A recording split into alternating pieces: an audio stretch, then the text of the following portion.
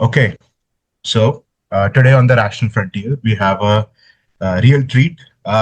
We are having a friendly debate slash discussion on the objectivist ethics with uh, a critic of the objectivist ethics, but a friend of mine, Atharv, and that's how I pronounce your name, right? Yeah, yeah. Yeah. Attharv. Yes. And I'm going to try to convince him. I'm going to give my positive case. And if time permits, we might also go into a critique of the intrinsicists, the subjectivists, and also a critique of Hume himself, which is the main, thing in ethics that for the last 2 centuries or more, people have been trying to deal with, bridging the is-ought gap.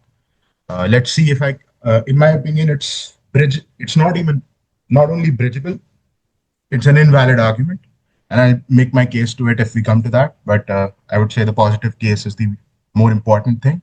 I'll let Atharv say his piece, introduce himself, and say what his purposes are for this discussion. Hi guys, I'm Attharv. I'm an NCAP, as I would like to say. Most people wouldn't agree with my definition of, let's say, NCAP, but I believe in, let's say, all the libertarian values that rights are essential, property rights, all the individual rights per se. And I don't think there are valid arguments for, let's say, the existence of state. But right now we are having a discussion which is quite contested because we do not agree for the foundation of those values, and Man is presenting the objectivist case.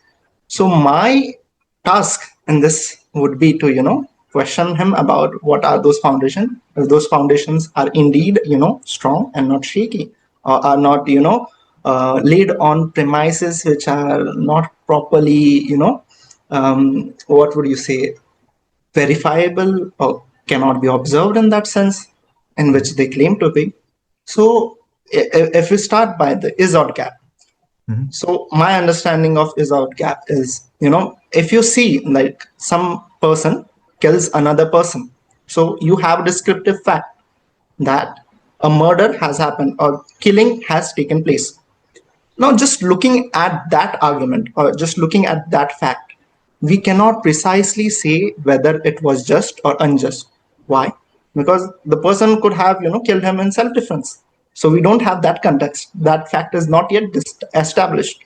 Just looking at the act of killing, we cannot morally claim that whether something is, let's say, just or unjust. We cannot make a normative claim. We Mhm. need proper context. We need context whether it was self-defense or whether it was murder. Mhm. So we require a contextual premise, which tells us that there is sometimes those same actions in some contexts are just, while the same actions in some other contexts are not just. So the However, contextual premise is there. no, you Go ahead. complete your point. Complete your point. Complete your So, point. I'm so the sorry. second thing is moral premise. I would suggest that now that you have distinguished between, let's say, self-defense and murder, now we need to have some moral claim or some, let's say, moral reasoning that murder is wrong and self-defense is just. Once we have these two premises, let's say the contextual premise and then we have the moral premise, then we can judge the act, that the act of killing was it just or was it unjust. So we require this additional information. We need this additional premises that are contextual, and the second premise is moral. So what Hume is saying is basic empirism, that just by looking at the descriptive facts, you cannot claim that certain act itself is intrinsically immoral. Yeah, go That ahead. uh, see, like that is a subset of Hume's claim, but Hume's claim is much broader than that. Hume's Go claim ahead. is that you cannot have any normative statements from Hmm. descriptive facts. So that doesn't just apply to morality, right? Okay. That applies to all normative fields, including epistemology. So that's where I'm coming in. That Hume defeats himself, because Okay. see, if I cannot discover through observation what I must do, Hmm. then I cannot discover from observation what I must think, because that still has a must. Correct? I don't get your argument. So Like, okay. so Mhm. the example that I give, like Do you have any any argument against that? Like, do you accept it? Do you refuse it? No, but Like, see, my we're understanding of Hume's starting, law. when in philosophy, we have to start from the point that right now we know we're starting the entire project of human knowledge from the ground up. We don't know anything right now, right? Okay. So, what Hume is saying to me is that unless and until you are directly observing it, that is truth, right? Like empiricism. But you're not going to get any normative claims from that, correct? Yeah. But normativity is a much broader concept than just morality, right? Okay. There are norms in other fields as well, and so including in the field of how one should think, right? But can you give an example of like when you say Definitely. uh, See, so normativity is morality, yeah, morality is what should I do? Like the normative part is should, right? okay. Right? In epistemology, if the question is how should I think, that's also a should. Okay. And the answer to how should I think are the laws of logic. So Hume's argument Hmm. destroys the laws of logic, but Hume uses the laws of logic to get to the argument. So Hume is destroying the root of his argument, and thus the argument stands without any base and is invalidated. So you are making like two distinction here, if I get it. You are I'm making a going the distinction between how most should one broad. think, how Hmm? should one think, and how should one do things, or But how one should act. thinking is part of doing things. Yeah. So isn't like thinking as a subset of doing? So the Hume law applies to even thinking. So Yes. that is what you are saying, right? And that's where So we don't get any logic then. Like no, all no, no. logic is gone because logic is basically telling me how I should think, how I should order my brain. But according to Hume, that should is not allowed. So the conclusion of that statement, if we take it to its logical conclusion, you are suggesting that the Is that Hume's there is no law, logic. According to that the Hume, Hume's law is breaking, let's say, the precondition for making logical statement. So yes. And even yet before, it is a logical statement. And so it itself is defeated. It defeats itself. okay, but coming back to my example, like, Mhm. do you agree that just looking at the descriptive, let's say, action, let's say a person was killed, you just know that piece of information. You need Can you make, much more. You need in the sense yeah, that obviously. the So objectivists were inducted. you need a framework of morality beforehand. But how do we get to that framework? That's where we are Yeah, yeah, getting. but Uh, you to believe that at least you need a framework of what is moral. Observing one thing, Yeah, just one moment, that's not enough to one come to a moral theory or to even apply that moral theory, yeah. even if you So have it previously. so in basic, so I think you agree with my framing of Hume's law that Yeah, it is but not possible to, remember that what you are saying is okay, one possible instance of what Hume was saying, but Hume was saying something much bigger, and I disagree with that much bigger thing. okay. So I think I may not necessarily know about, let's say, logic in that depth. I would want to focus on morality as far Yeah, as but we are going. you need it, Yeah, right? Like, yeah, yeah, fair but enough, fair enough. you will have to Yeah, give me the relevance here. yeah, fair enough. So, So if we go back by the objectivist ethics, mhm. it starts with something like, Yeah, let me give the positive case in my opinion. yeah, go ahead. Right? You will do a much better job than me. Yeah. So, uh, objectivists, like we are like the objectivist school of thought. You know, it has a conviction in a hierarchy of knowledge. So we start from our metaphysics, which is realism, that existence exists. Very good. Consciousness, we have an ability to perceive it, right? We don't really go into the nature of consciousness. We think that is the job of the sciences. But there's the statement that okay, I am perceiving things. Whatever this is and whatever that is, I am doing that, right? Like my eyes exist and my brain exists, and it's doing something which is giving me knowledge of things around, right? So that's good enough. And there's the law of identity, but that's just a different way to state the law of existence. Not really relevant for this discussion. But yeah. So then we go to the field of epistemology, which is the second broadest philosophical field in which we discover, what is the nature of human knowledge, right? And in which, you also discover in effect, what is the nature of the human consciousness, right? And broadly, it's very hard to go into epistemology right now, but a very summed up version of the objectivist epistemology is that man is a rational being. Rational meaning that he uses his cognitive faculties to form concepts from perceptual data, and he uses those concepts in order to, do whatever he wants to do. But that's what he primarily does. All human knowledge is, it starts as at the perceptual, it starts at what is observable, and then it can abstract from there, right? And all abstractions like mathematics, like physics, like philosophy, like every field, like economics, every field that we study, it's abstractions from observations that we see in the world, right? And so even fantasy novels, right? Like they're abstractions from what you see. For example, what's a unicorn? Well, yeah, you don't see unicorns in the real world. Yeah, but you see horses and you see horns. So you fucking put it together, right? Like your brain is capable of doing that once you have those two separate things in there, right? And so that's where we, the technical term here is concept formation by measurement omission. That's broadly the objectivist epistemology. But for this discussion, we need to know just this much, that our brains can observe things and abstract from there.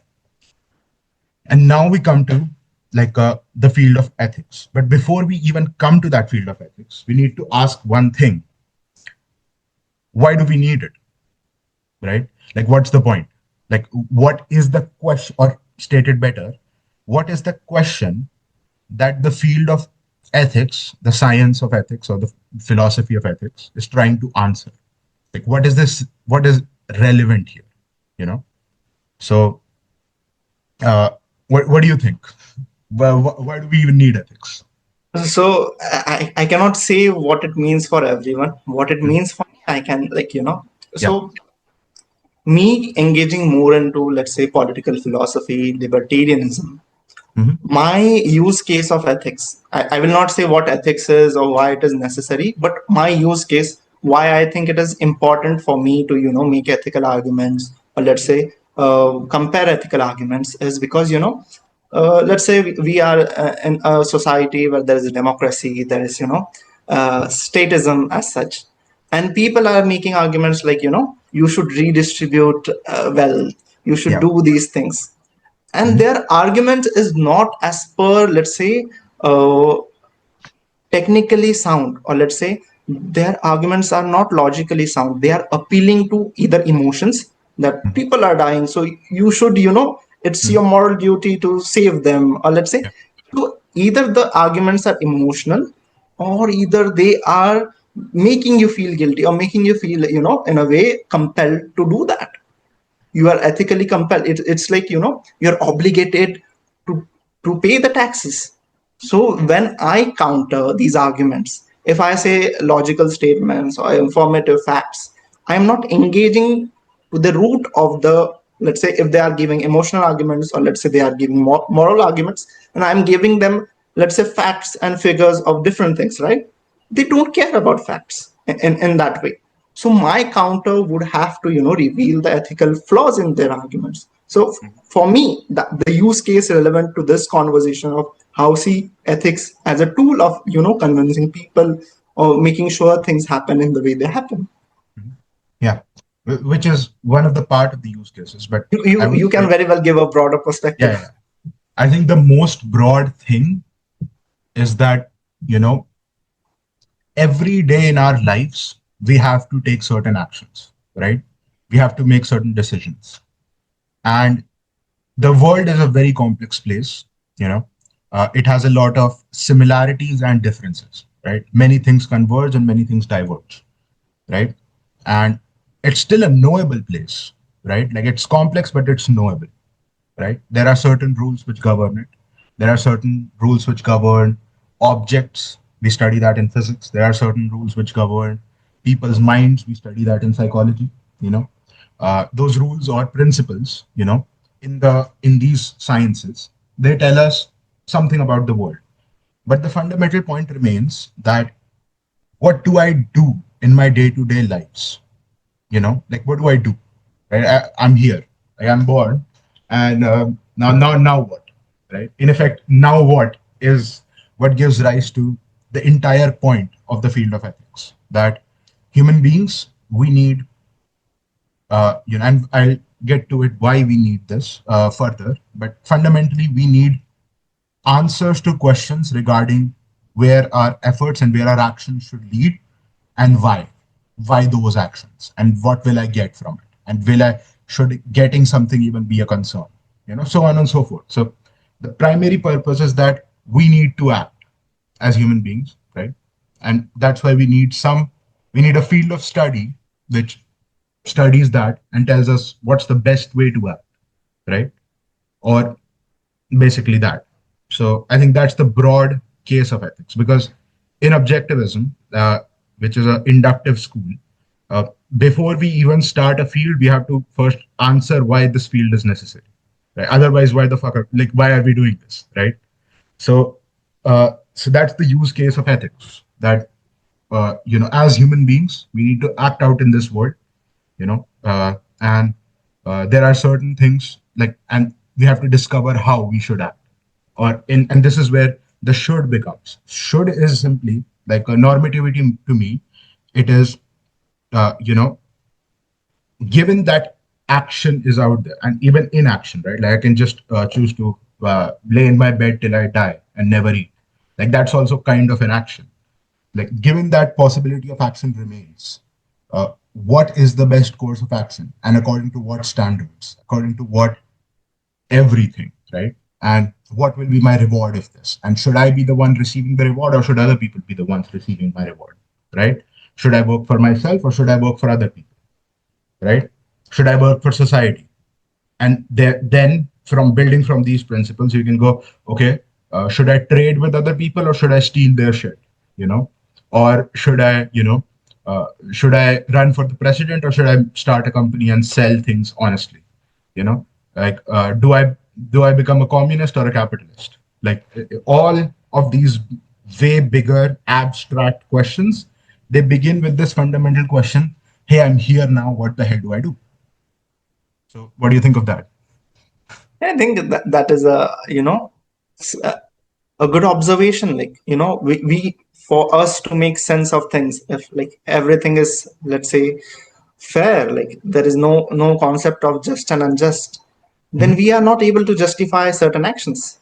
And if we are not able to Right now, we're not even there. Like yeah, just and unjust hasn't even started. Like we haven't even discovered those words. Right now, it's like I'm just here. Like it's like you're a 4-year-old child, Like and in objectivist literature, you often see this. Like the doing of philosophy is parallel to the a child growing up. Like it's like the first thing that a child does when it opens its eyes is like, oh, something exists. Like hey, like that is the first axiom: existence exists. And so as the child grows up at a certain age, it's like, now what do I do, right? What do I do, right? And so a child gets its direction from its parents or other people around it, but fundamentally that's just one step removed from what should the parent do, right? So it's a fundamental question.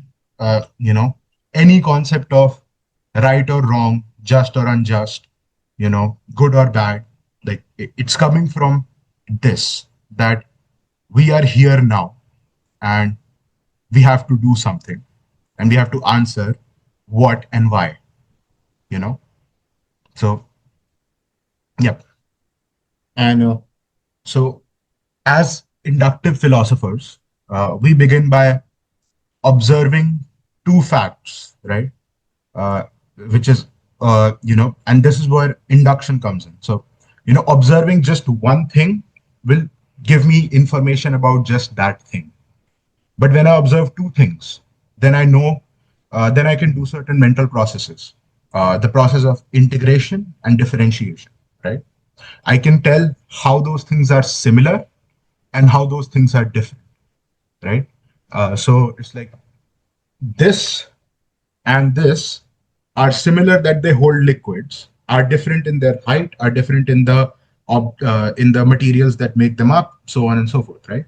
So in in observing these things, I'm able to figure out what makes them the same in one aspect and what makes them different in one aspect, right? And so the similarities become, in effect, principles, where rather concepts, where, both of those things that I just showed you, they can be called bottles or containers, even though they're not the same thing, but they're same in the thing that their use case is to hold liquids, right?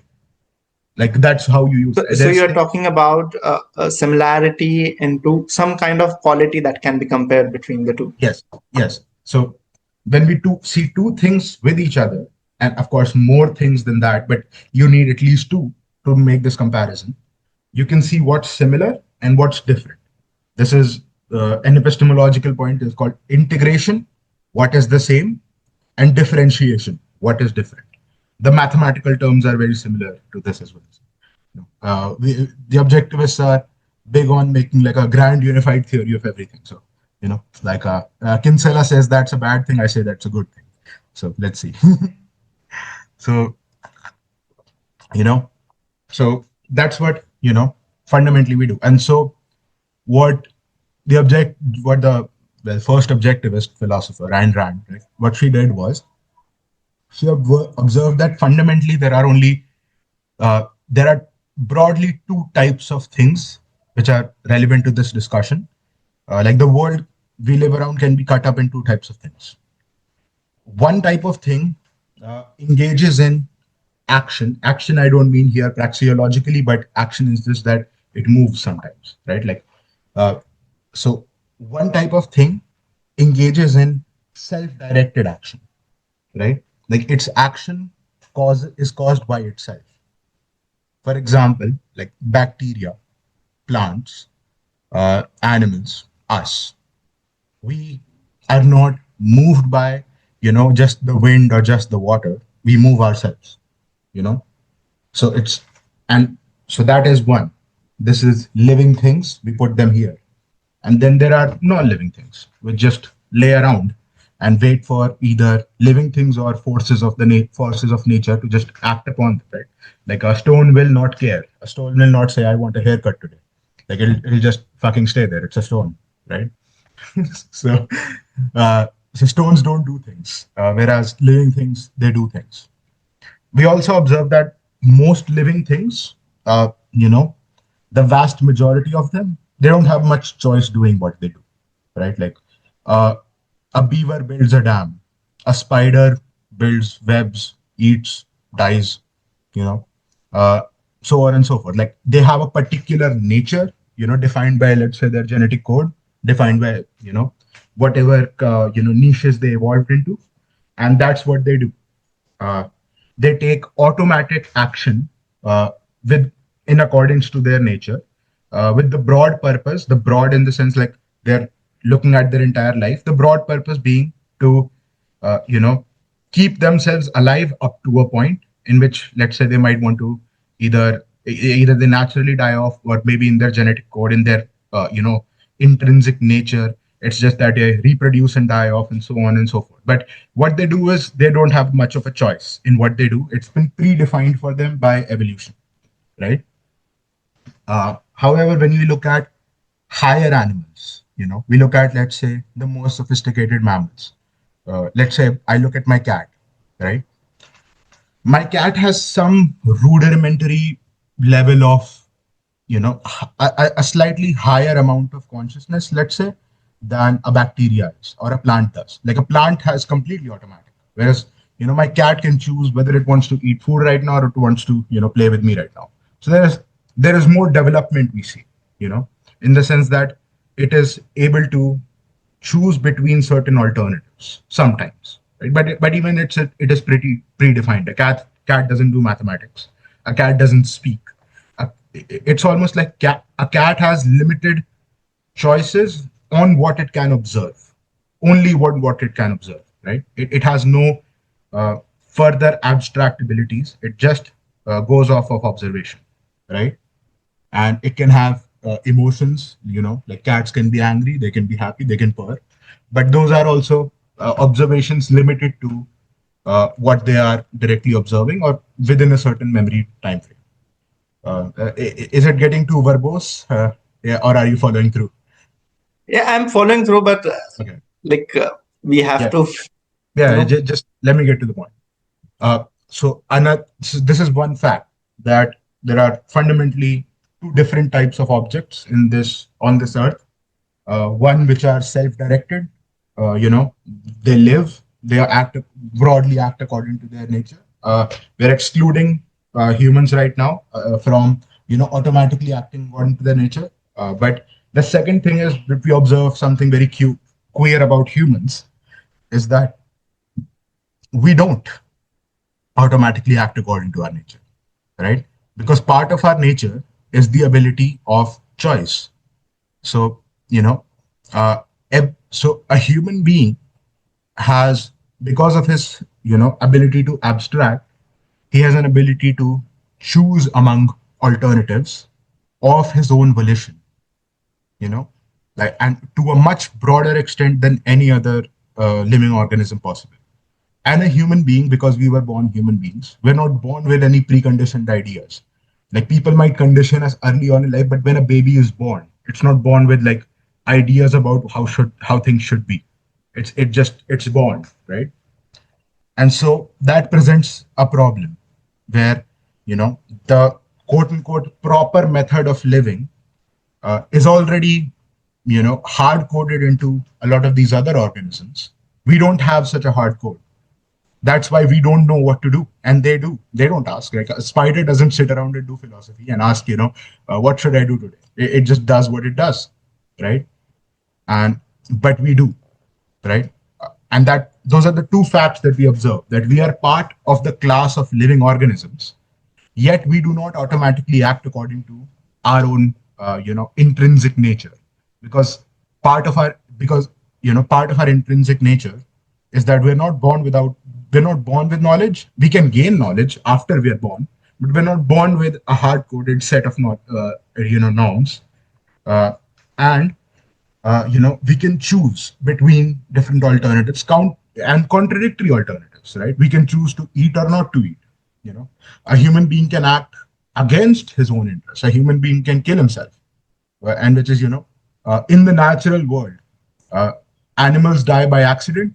Animals might die by, due to their natural processes. Let's say, something eats something, or something gives it like a wasps, no, bees, right? In bees, the males, they die off after reproducing, but that's in their nature. But a male bee is never going to sit around and say, I'm very sad today I'm going to kill itself. No, it's gonna, if everything goes according to plan, right? If it doesn't get eaten by anything else, it's going to do what it was programmed to do, and then it's gonna pass away, right? Like it doesn't ever act like we act. Like there is something about us which is not really observed in the natural world. The fact that we have a much greater latitude of choice than any other living organism out there, right? Which is what the objectivists call free will, right? That we have a choice in pretty much all our actions, and we can go into where that originates. We have a whole ass theory of where free will comes from, but I think for this discussion, I think this is good enough. So that's the two facts that we are observing, and this is what uh, going further will give rise to a need for morality and a need to define, a standard of morality and observing what humans do and what they, and thus, like finding out in effect that if we are to see, like, in effect, we're trying to find the best course of human action, right? And so, like, the problem that why we even need to find this out is because of these two things, that we are very different from other living organisms. we are living in the same way. We generate our own action, like we do things of our own, from our own bodies. We are not acted upon by external influences. We are an influence which acts. However, we don't do it automatically, and we have no clue how to do it automatically. And we do everything possible under imaginable on this planet. So there's a wide latitude of choice, and so there is room for a field of study, which tells us, which of these choices might be better than others, and according to what standard, and what will be your reward. Because any set of rules, and this is the problem with the deontologists, they give you rules, they don't give you rewards. So why the fuck should I follow the rules, right? So so this is what the objectivists have. This is what the primary observations were that Ayn Rand made, which highlights a need for a proper ethical system for human beings. So what do you think? Yeah, I agree with that. Like on the primary point, I agree that there is a need for ethical arguments because because without them things would become senseless.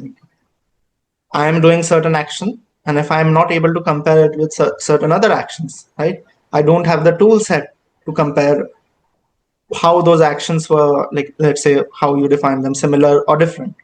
So if I don't have a compass of knowing where I'm going, right? I'm just not in. Do you want coffee? I'm just no, I just had the coffee. Yeah. Thank you. So I agree on the basic premise that there is a need for ethical argument. To make sense of, let's say, existence or our actions. We need some ethical framework, let's say, that help us know what to do and what not to do. I completely agree with that. And even what Ayn Rand, whatever you said, if we summarize it in a bit, I would say, like, what Ayn Rand is saying is there are two things, living things and non-living things, right? The living things have two categories: people who can, on their own volition, try to sustain their nature. People or the other things that are like programmed biologically to follow through. Now, man can actively make a volitional choice to, let's say, he can choose to live, he can choose to, let's say, die. So he has to make an active choice. So that is what separates him from, let's say, an animal, because man is making a choice which could be said as rational.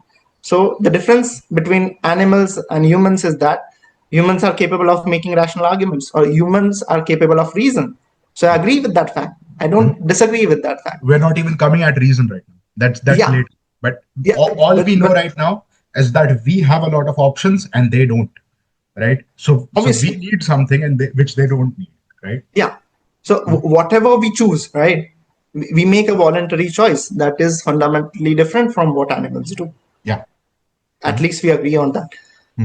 So my problem now with the objectivist ethics, if I can state it clearly as possible, is Ayn Rand makes a claim that life is standard of value. That means we're coming to that. Yeah. Like, that's not yet made. Do you have any problems till now?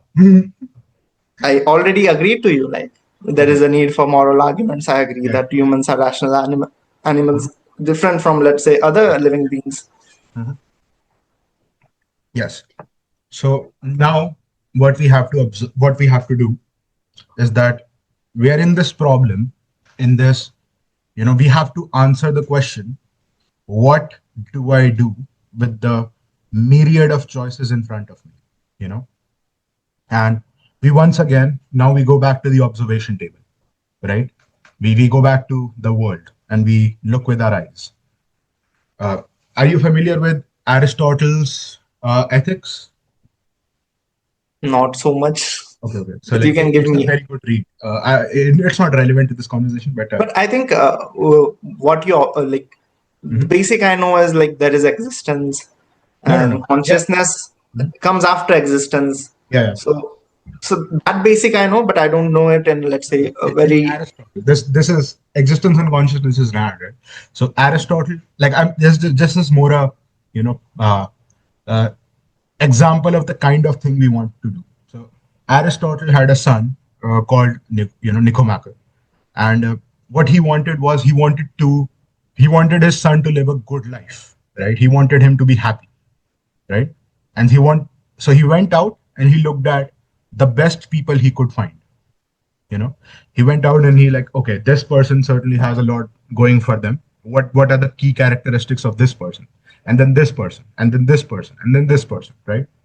So uh, this is the kind of thing that the deontologists, the intrinsicists, they don't do, right? Whereas this is where the inductivists, the objectivists, like we are Aristotelian empiricists, no different from the British school, and different from the Kantians, or deontologist school.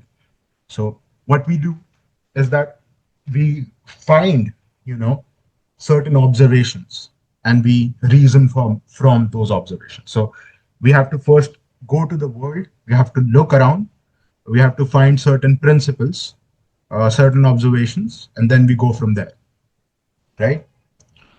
We see till now we have established that there are living things and non-living things.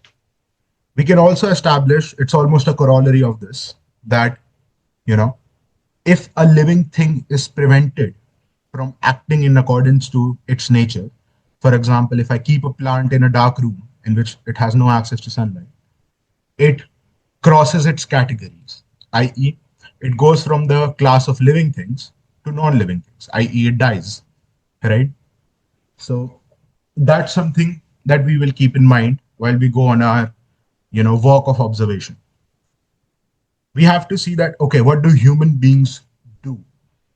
Human beings need food, human beings need shelter, human beings need, they prefer closeness to other human beings.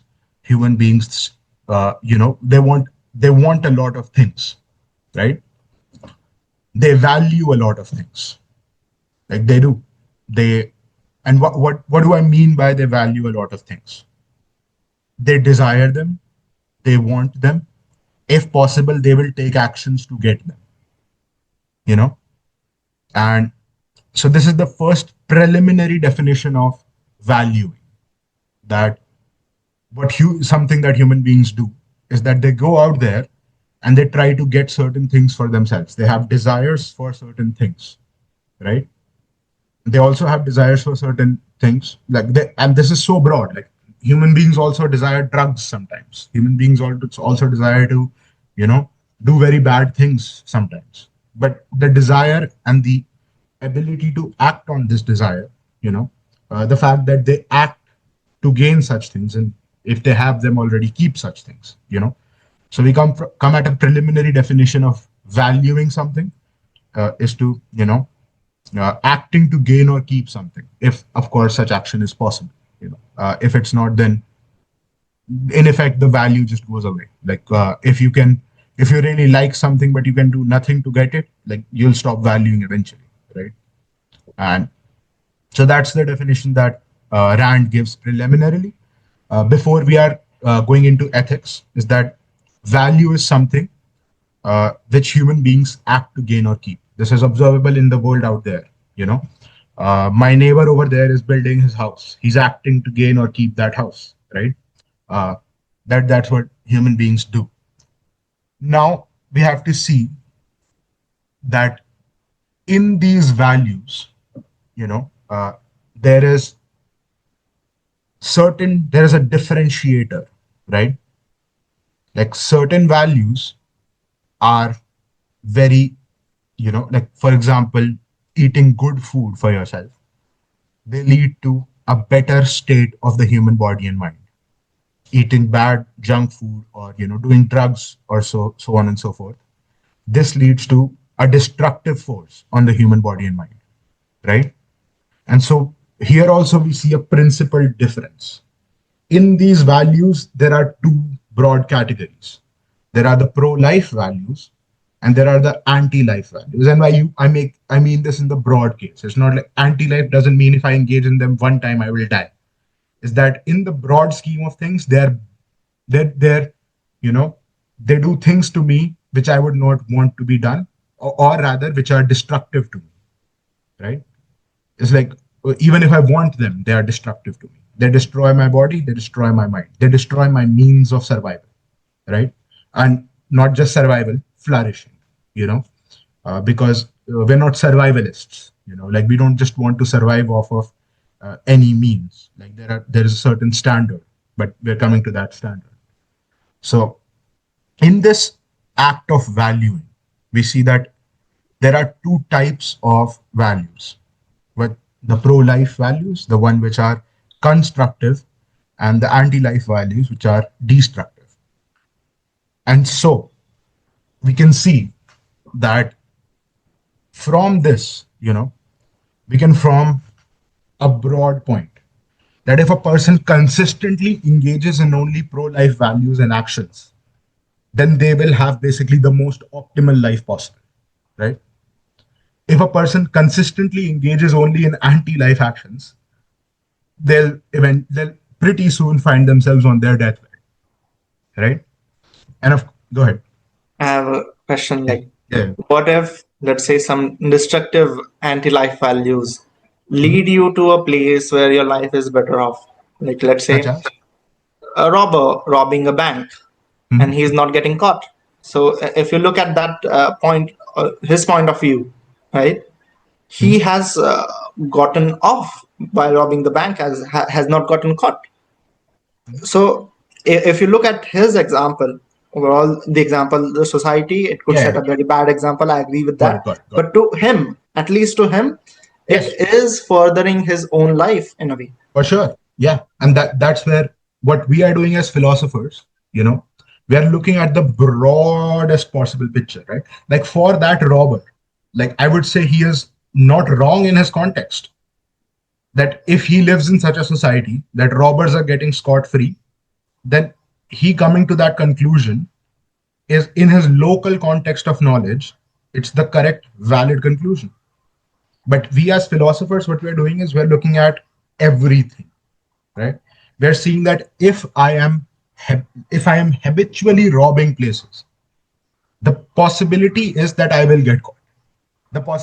You know, that is something I'm setting against myself. So you know, if we go into mathematics, the expected outcome of that, you know, life, if I live that consistently, is that I don't end up well, right? Like that's what I would expect, and that's what we as philosophers do, right? We're not looking at this particular person or that particular person. We can generalize that Yeah, this is not as in his self-interest, even yeah, though in that instance it yeah. He got lucky. People get lucky, right? He got lucky, but you know, and also like there's a broader point in which if you do something once, you're more inclined to do it again if you didn't get caught. And so, you know, habit formation is something that exists, you know. So don't do it the first time, you know. It's like, uh, how should you quit cigarettes? Don't start, right? It's like, so something along those lines. But from a philosophical point of view, we don't look at mixed cases because we can't analyze mixed cases unless and until we analyze the pure cases, right? So the pure cases is that if someone, you know, like which of these two types of values, you know, can we consistently engage in and basically be able to be consistent, right? If we consistently engage in the pro-life side of valuation, right, we're able to live a flourishing life. We're able to, you know, have everything we want within reason, right? And so on and so forth. If we engage in, you know, consistently the anti-life code, where basically if we make like a joke statement, like if all I do from morning to evening is like inject heroin, right? Like eventually it doesn't end well. It doesn't end well for us. So, on a principled manner, we can see that only one of these courses of action is able to be consistent. The pro-life course of action. You know? I have a question like, Yeah. if I may play the devil's Yes, devil's advocate. In that, if you were to tell the same thing to, let's say, that bank robber, hmm his argument could be, me robbing the bank is bad because there is a chance of me getting caught. hmm This is the primary argument, that this is why you shouldn't, because you are increasing your odds of ending up in a bad place. hmm So his reply would be that my being getting caught is a skill based issue. Like, let's say if I'm good enough, I can continue to get off from that thing. So he can make a case I where can make a counter case for that in the obviously sense you can that, make, but you know, when you have to convince him that yeah, ultimately this path would lead to, let's say, a negative outcome, neither can he or neither can you can say precisely that this is what would happen. Do you understand? sure.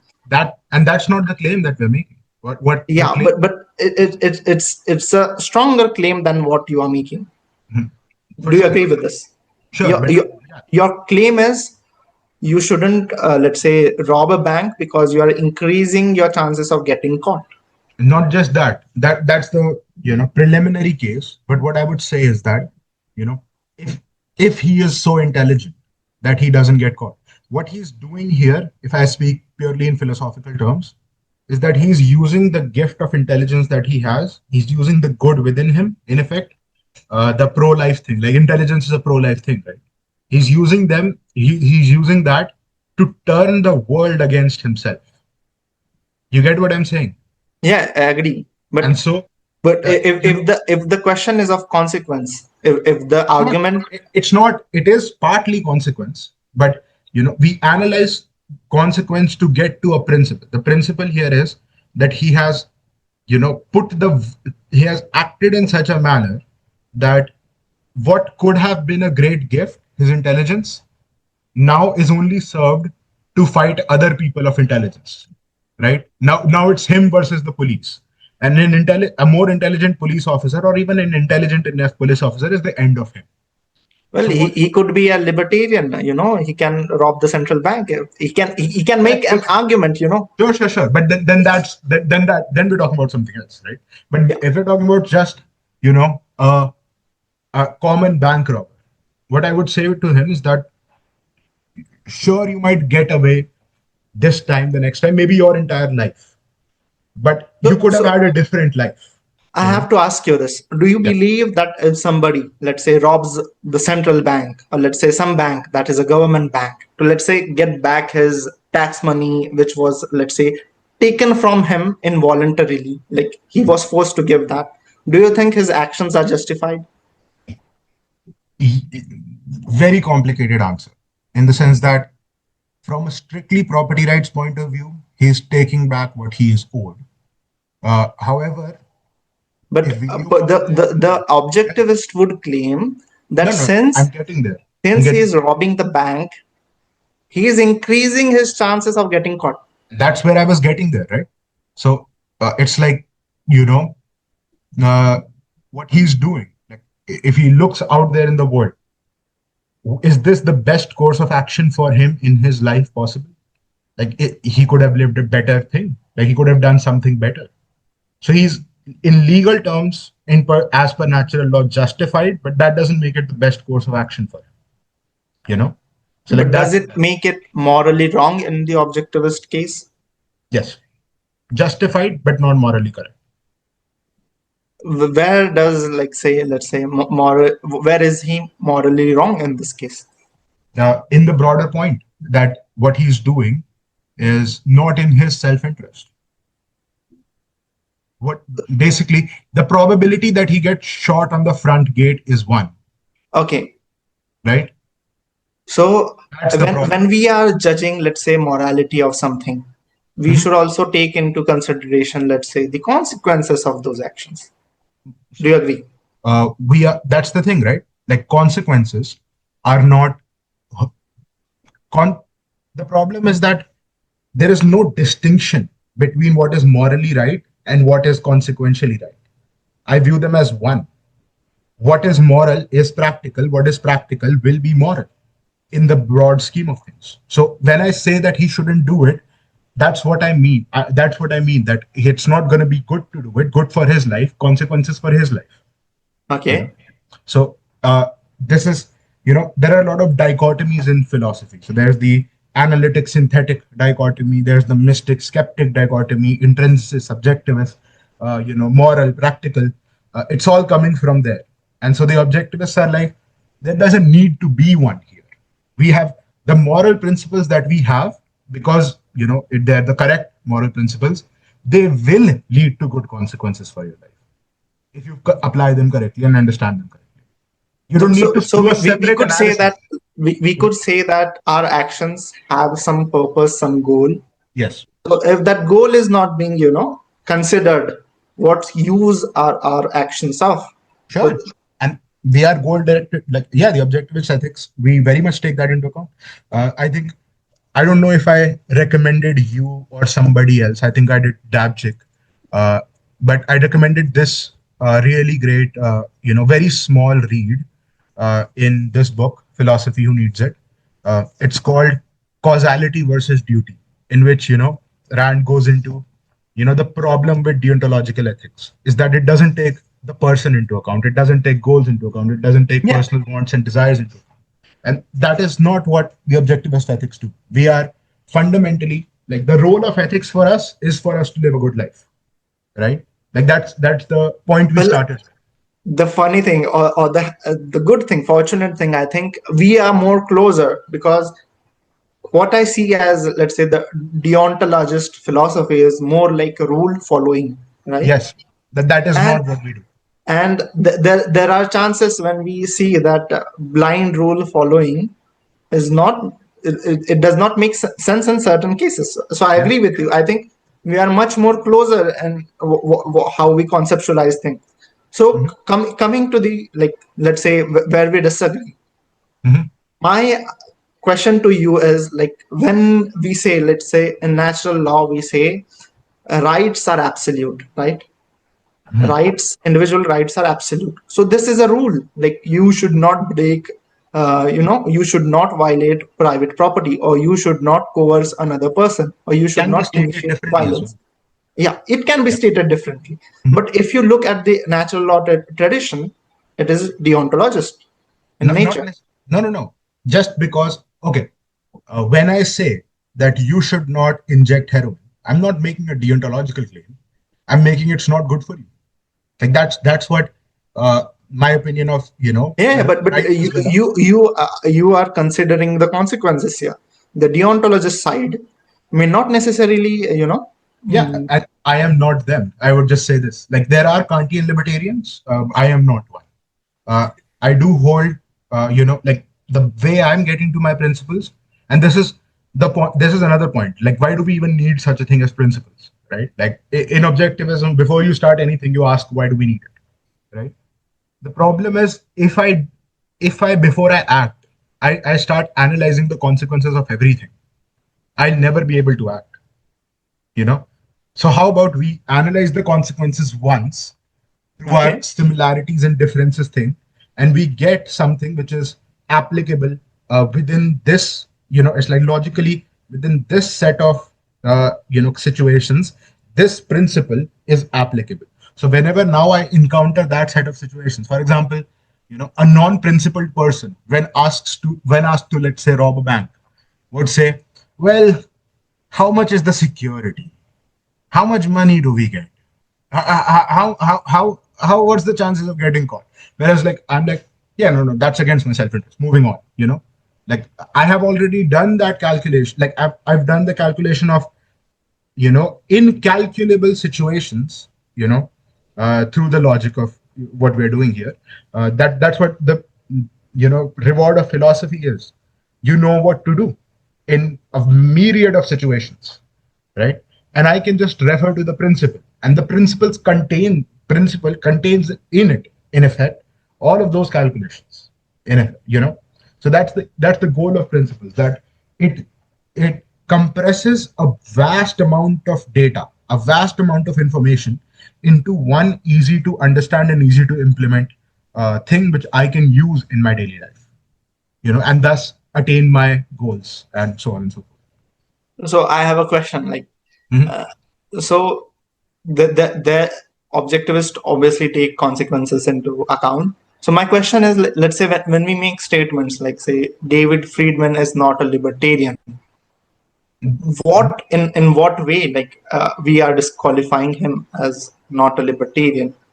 Simply because, and by the way, this is my opinion on Mr. Friedman. Very smart person, very good economist, like very, has contributed a lot. The problem that I had is that the definition of libertarian is like one who holds to individual liberty, right? Like and what is individual liberty? Absence of aggression. So non-aggression, you know? So he's not holding to the non-aggression principle. See, he's very close to the libertarian position when it comes to economics. The world he envisions is probably very similar to the world I envision, but on a technical point, like because he does not accept the non-aggression principle as a principle, and why he doesn't, like he has his arguments and we have ours, right? And I think at some point Zulu would debate him. If I get big enough, I would want to, and I would want to at least talk to him, not even debate him, right? Like very knowledgeable person, would love to talk to him. Like if he was simply everything was the same and he just accepted the nap, he would have been a libertarian. But it's like the definition of liberty is the nap. Like that's the problem. So if I may quote his words, like what he says about the nap, he says that it is a good rule of thumb. It is, a moral heuristic. But that's He, the thing. Heuristic he is not principle. yeah, but let me complete. Means what I understand. Maybe you can, we can have some. So he, in principle, I think he believes in, let's say, not coercing people. I think he agrees with that fact.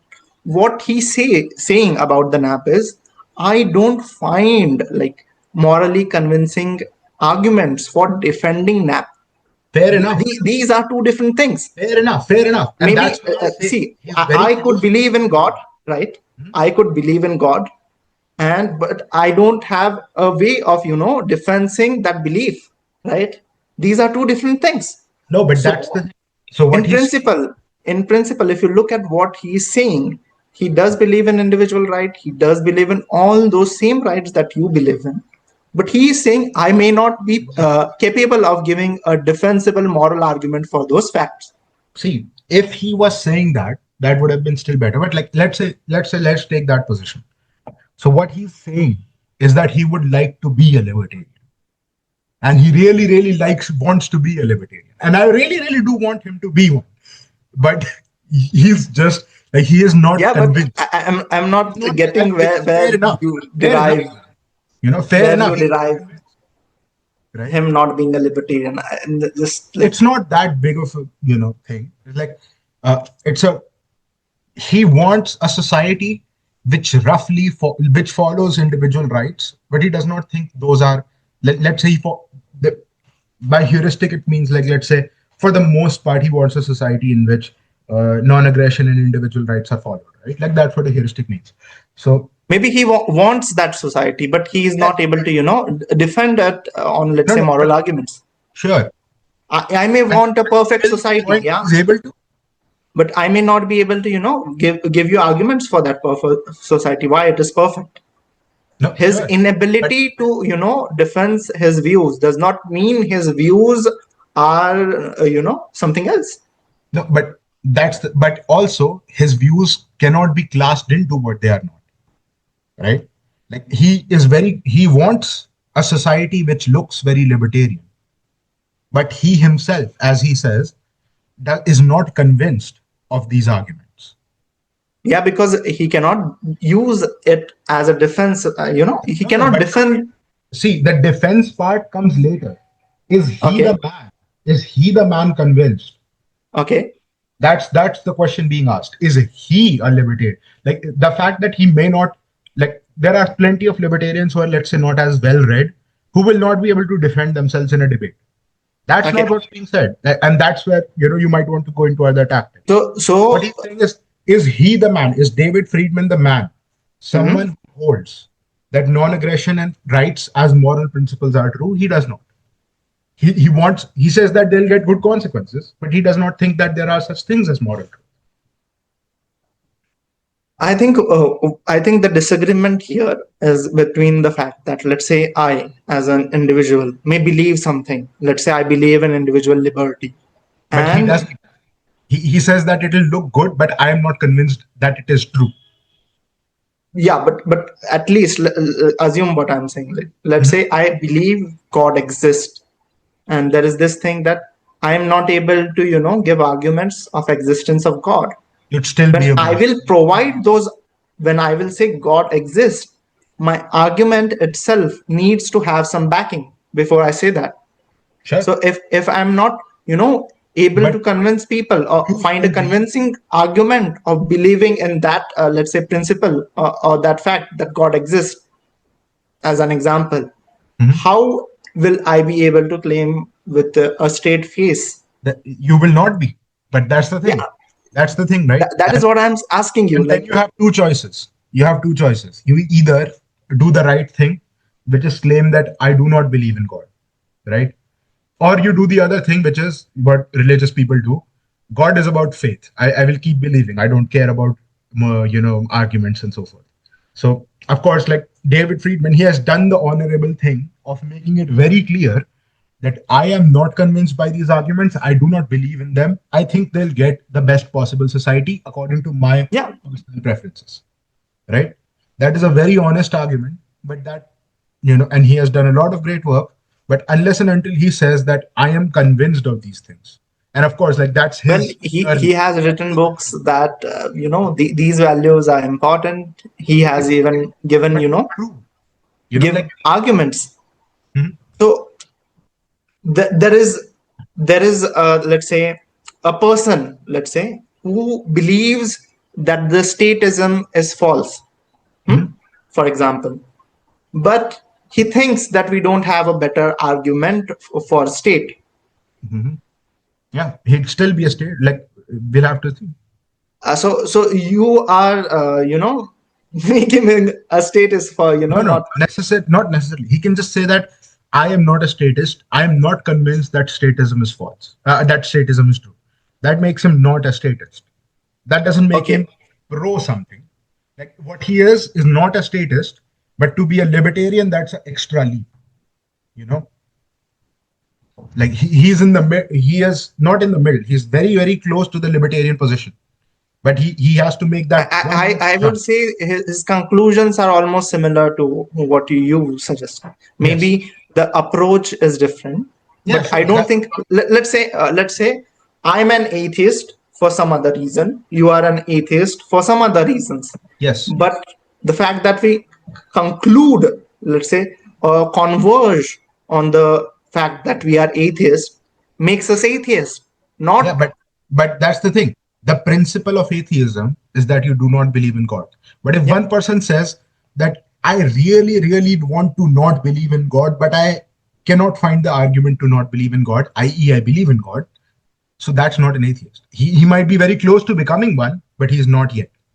Yeah, but he would need to have that argument before, right? Yes, he cannot claim that he is an atheist without an argument.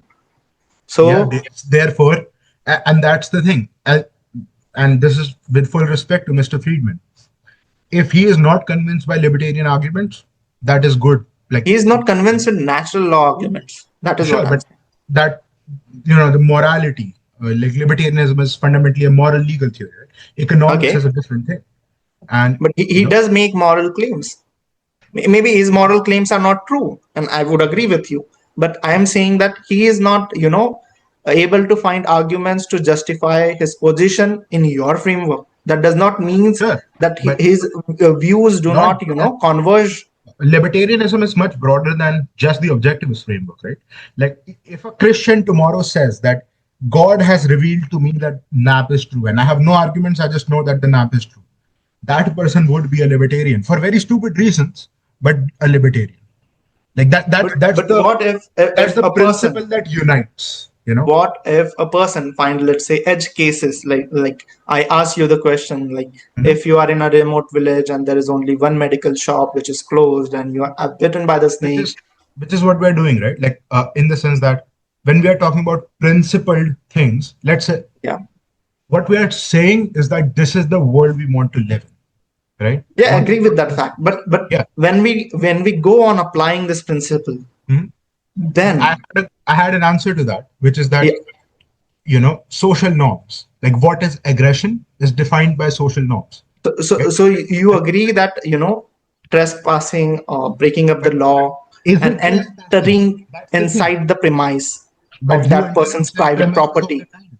That's the thing. What you have to ask is it even trespassing? What is trespassing? So my argument to that is, let's assume, let's give the benefit of doubt that no aggression is being taking place because you have considered the situation from all And you can't aspects. know that, by the way.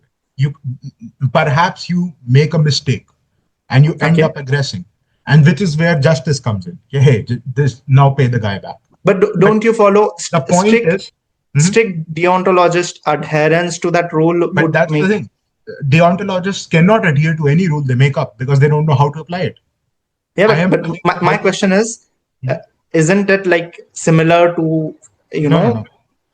making sure that you not break property But we rights? have reasons, right? Like we have reasons why not breaking property rights is in your self-interest So because it property rights produces the are kind of not society. absolute. That is what we know. There are No, no, no. But nuances of understanding the situation. but see, this is where another objectivist concept comes in, which is that which is the previous two pre-objectivist branches. One has had context less of absolutes. It is an absolute regardless of context. There is no derivation. It's just an absolute. The subjectivist people, they say that there are no absolutes. The objectivists, like the way we come to our principles is by observation. So the Okay. principles are defined and conditioned by those observations. You getting me? Now, when I'm going into that abandoned place, like that remote village, and I'm dying, part of my observation is that most people would want me to take that thing. So my expected value is that I don't think I'm aggressing. Now maybe that particular shop owner, later on I figure out he's a particularly stingy guy and he thinks that this was an aggression, right? Then that's a mistake I made. But during the time that I was doing it, I was following my principle in light of all observations, right? Like the what a principle says is that keep this in mind when acting. It's not saying that you should sacrifice yourself. No, keep this in mind when acting. If you act in So accordance you to this agree with me that when following principles, there you have to keep into account of consequences because context, like the principles already takes into account yeah. consequences. That's the point of principles, right? It makes So your life there easier. could be, so if I ask you the question like directly, Mhm, like I believe in NAP, like, mhm, but there are these edge cases where to a deontologist I could be appearing as breaking the NAP, mhm. even though for the objectivist it is not, let's say, breaking the Then those NAP. are reasonable disagreements. Am But as am long as you am hold to I the a libertarian then? do you hold to the nap? If yes, see, you can disagree with the Gave you deontologist. the answer. What, Yes, yes. like, Yeah. And which is where I would say, if you can disagree with the deontologist approaches, and we do, like there are okay, plenty of disagreement, and even among the objectivist school, there are disagreements. For example, a podcast will be coming soon in which another person of our group, which is Casimir, he has come up with a theory of guardianship, and I am in that podcast interrogating him and disagreeing. So the disagreement is not the problem. The problem is, are you working within the framework of this principle, and where the and are you trying to answer from principle? If you're trying to answer from principle, for where I would say such a person who's trying to save his life at that point, and if we look at the world, because fundamentally that's what all knowledge is coming from, the vast majority of people would want that person to do it, and so he has good reasons to assume that he is right in doing so, like he's not trespassing. So basically what I was saying was that, the main point is that when you approach these problems, you you look at the principle and you look at the observation and you figure it out that way. Whereas someone who says that, oh, this problem shows that, the nap is wrong and therefore throw the nap out, that would be the non-libertarian approach. So that's the main thing. Okay. Yeah. So when I say this, that the nap is applicable for most amount of time, let's say 99% of the cases, there are what do you say, infinitesimally small cases where you would prefer not following a deontologist version of nap. Sure. Right? Yeah, but you would follow like that does not refute the point. Let's say certain edge cases may not refute the nap itself. That you disagree with the deontologist approach towards the nap, whereas you would not disagree with the more observation-based inductive approach. I am obviously agreeing with the scenario that you suggested. Then you would be an inductivist, objectivist kind of libertarian, but you would be a libertarian. Okay. So my question is this, like, even with that robber scenario, let's say, there is an objectivist side that is saying that this is morally wrong. Robbing a bank is morally wrong. Even and if that person has reasons like, I'm gonna, I've paid taxes, so much taxes, and I'm only gonna, take those many taxes, let's say, rob those many, those amount of money, and I will pay for, keep some cash left that will pay up for the damages of, let's say, whatever I broke or trespassed or any such damages, I will leave at that place. So looking at proper property rights structure, it's not amoral. Yeah. See, legality is you can see like legality is the boundary case. Yeah. So many legal things can be immoral, but no immoral thing, like that's the point. Like, so, but there can be no immoral, there can be no illegal moral things. So something like that. So for a person who is like strictly looking at it from a property right perspective would find it that this was not immoral. But this was not unjust. It was not unjust in terms of conflict avoidance and unjust in terms of this did it not was not coercion. It was not coercion. Yes. He was taking back what was rightfully his. Yes. But an objectivist would view this as but that's broader, right? In terms of broader. I agree. So it can also be, for example, for the case of taking hard drugs, you're harming no one, but it's still bad for you. So it's something along those. Yeah. But when I think there is a conflict of, let's say, a possibility of, let's say, aggression or non-aggression, where we have two differing point of view, what would you choose? Would you choose a property right perspective, or would you choose, let's say, an objective framework? How would you judge the situation? If I ask you the question, I would say there is no distinction. I would say that where all good things that you can do will be nothing good can come from aggressing on someone. So you are with the, let's say, property rights view that there is nothing immoral that happened. That's the thing. Like it's part of objective. It's part of the objectivist view that in OPAR there is this point that force and value are opposed. You cannot gain proper values. You cannot gain things that like we discussed with the bank robber. When you interact with other people, if you try to gain things from them by force, that's a bad thing in and of itself. That's not a good thing, and the consequences will not be good, which is something we've gone through. And that's what the principle says, that, and there is something much broader here. There's also that human psychology has its own nature. And I'm asking you as a person, how would you judge the situation? Would you say this is just or unjust based on the robber situation? What do you think? I would say what he did, he had a right to do, but it was not the right thing for him to do. It was not in his self-interest. Did he ought not do it? Like, was there something morally compelling him to not do it? His own self-interest. The fact that he has no ability. Let's say now this person, he has. If I understand this correctly, strong army. You know? If I understand this correctly, if let's say you coerce against me, you are, let's say, a pretty big guy, Mhm. and it's not in my self-interest to, fight you off or defend myself. So It does might, that? it might be.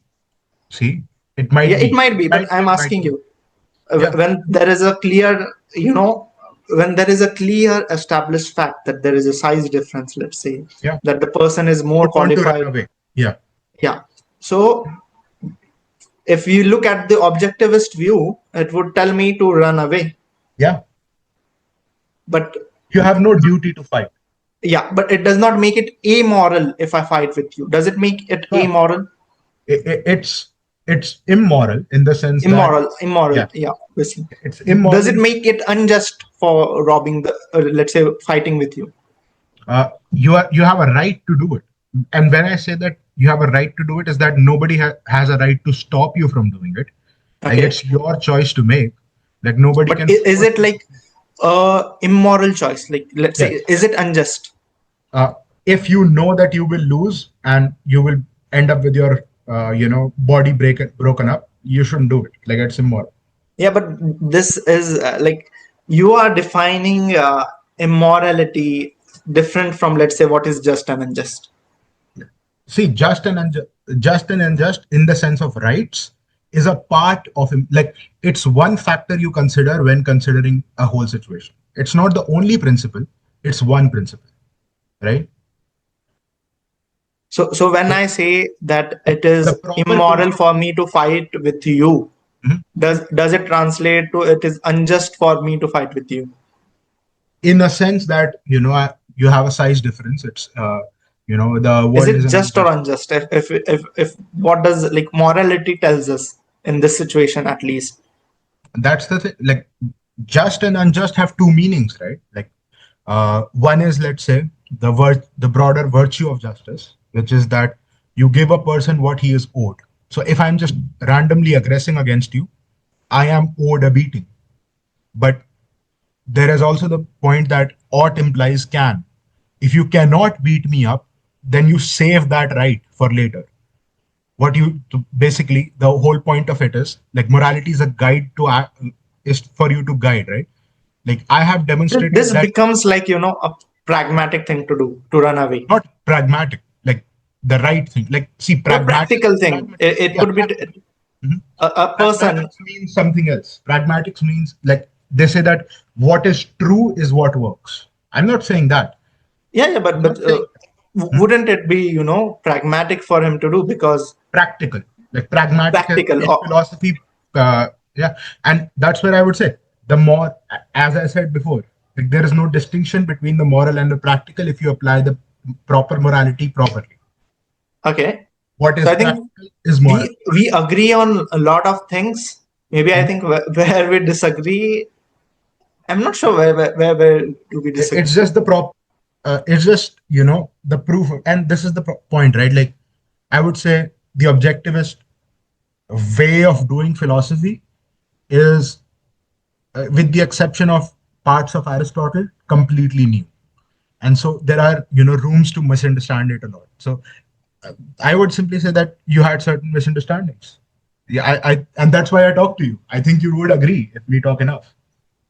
See, we agree in the conclusions. We may not agree with the processes.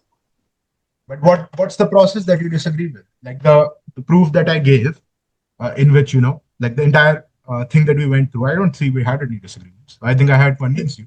Me just let's say not applying a principle in the context in a context does not necessarily mean that I do not believe in that principle. For Yeah, example, you don't have a duty to, like, for example, you don't have the non-aggression principle just says that you should not aggress. It does okay, not say, it does not say that you should fight every aggressor out there in the world. no, that is not my point. My point is when there is an active case, like the intention, like the non-aggression principle does not take intention into consideration. Like It I, does, how in does terms it? of, in the justice theory, actus reus, mens rea is about intent. No, but the non-aggression principle, let's say, it was not my intention that I damage your property, right? But it But would still, that's not also what it's saying, you know. it would still account as coercion. No, but that's the thing. When we are saying non-aggression, right?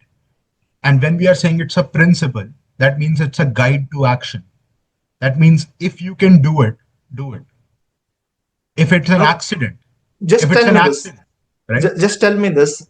Mhm. If I have, like, let's say, randomly, out of, like, say, no volition, hurt, or let's say did something that was, damaged someone's property, right? So the NAP would say that since you have violated the property rights, No, you you would haven't. have to You haven't. recompensate those damages. Not necessarily. So Not necessarily. if property rights are not violated, why are you asking for recompensation? That's the Because thing. it would not make sense. It depends upon the situation. Let's say if you're just walking around, if you're just walking and you step on someone's flower garden, you Okay. didn't intend it to happen, but you still did it. Like you did it.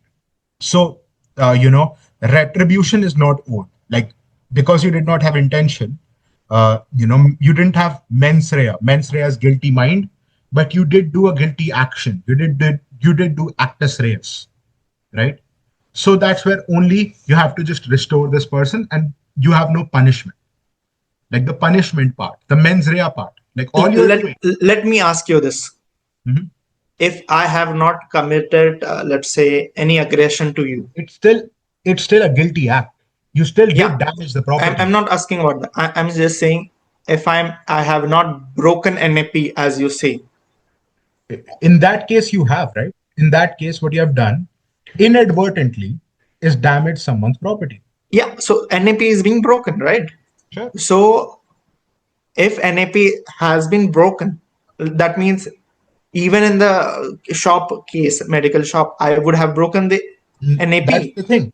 But another thing is, let's say if you lived in a society in which, stepping on flowers was a tradition, then you would not have broken the NP, right? Because that's the general assumption. Mm, if I have damaged the property rights, it That does not matter what society we live in, does it? how do you get to property rights? You get through The induction through question is, context. if there is a tradition, let's say, does it mean that a tradition can overrule, let's say, NAP? Not overrule. Like it is what aggression, and this is where it is. Where this is what the problem with the deontological way of thinking is.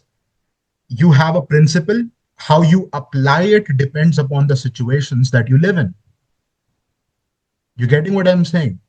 So the If absolute property rights would not be, it's applied still the same absolute, way. the principle still applies everywhere and not at all Yeah, times, but but on different things. yeah, so it changes a bit. Yeah, answers can The change. application changes. Applications can change, yes, Okay. depending upon the context. However, the principle still applies. Like if you were at a flower destroying festival, like then of course it's not a NAP violation to destroy the flower. But if the person had, like there is clear communication, a person has set up a little fence and he has written, "Hey, please don't destroy my flowers." What if a society had a tradition where slavery was justified? Does it account as an app violation? But because slavery, uh, you know, you It's cannot. tradition. Like it's nobody But that's not treat what it as, get let's say, sure. immoral. Immoral. Let me come to it. So in slavery, the point of slavery is that you are signing away the rights to your body to someone else, correct? But because your consciousness is intricately linked with your body, you cannot actually do this.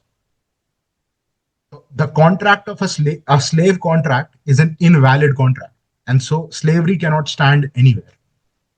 Whereas out external objects such as things and like No, flowers but and the shop. people are voluntarily preferring, let's say, slavery. In that case, if would you say, someone if someone is, let's say, saying that I'm going to work for you for free for shelter and housing, that's not slavery. That's well, them that's them some voluntarily working for that okay. amount. So So voluntary slavery, if there is, like The say, a culture, contradiction in terms. It's a if contradiction.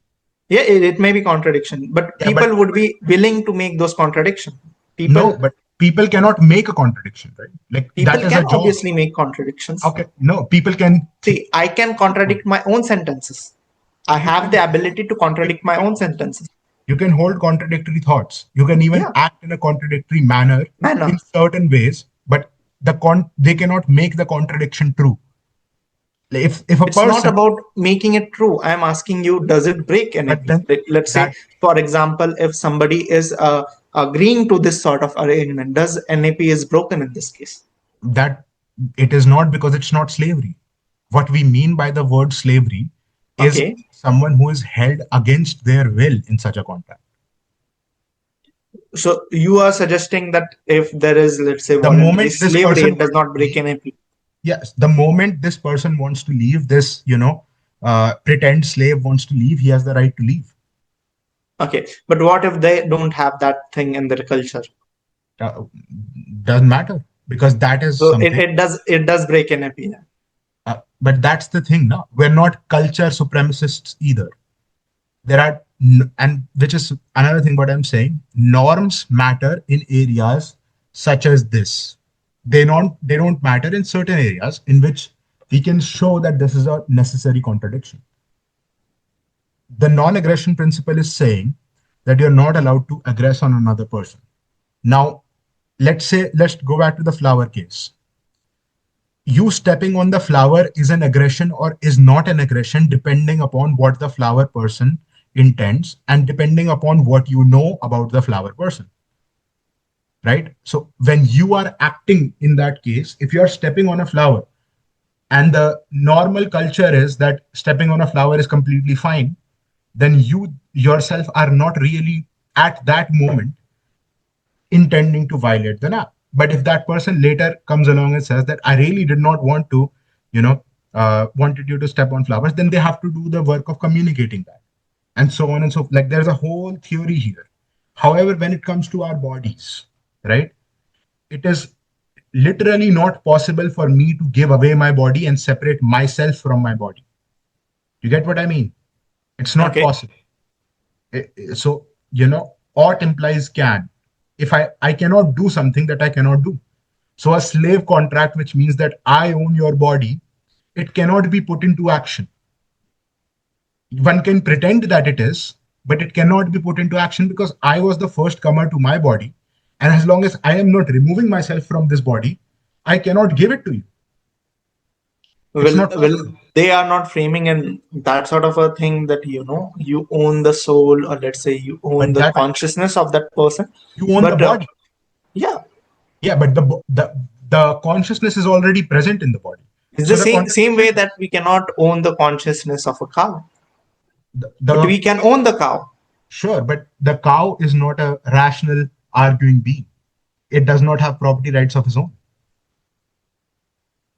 So that there we are having, I think, there is this distinction that you Sure. only apply.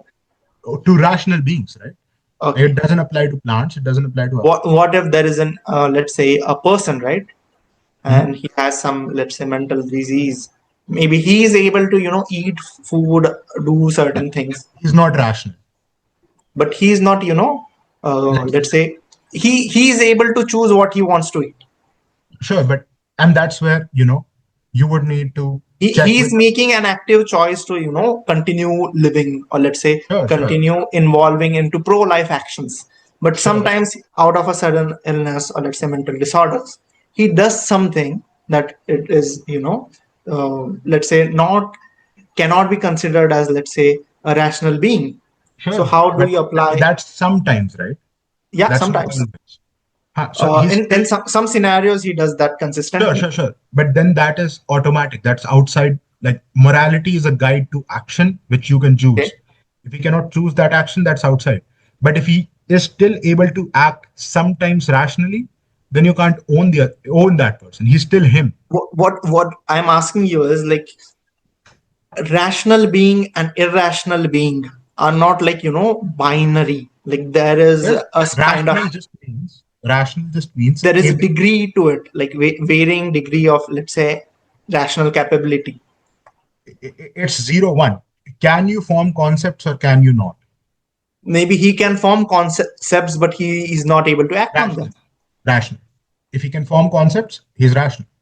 But what I'm saying is, like, I think that there is like varying degree of rationalness. You can Not, compare that some person are more rational than other people. not necessarily. Rational Just the way you said, like, let's say mammals rational. are more, they They have. have a different level of, they have a perceptual consciousness. However, they don't form concepts. So if a so it does not follow that the level of, let's say, consciousness is, let's say, proportional to the level of rationalness that the. Rational is simply 0 1. If you're able to even form one concept, you're rational.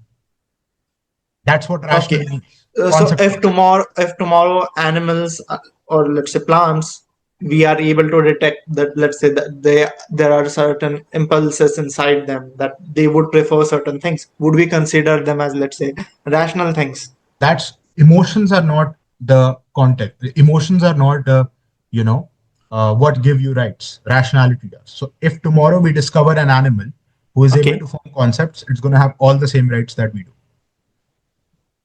Okay.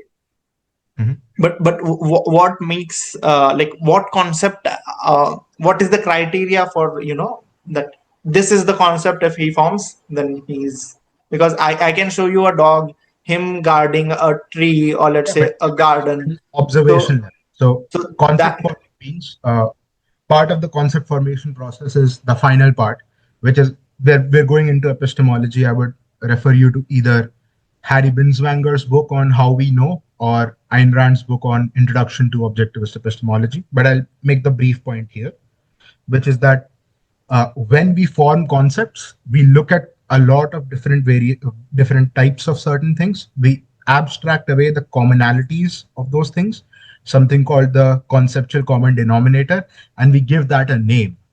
So a good way to figure out if something is conceptual is if it has language.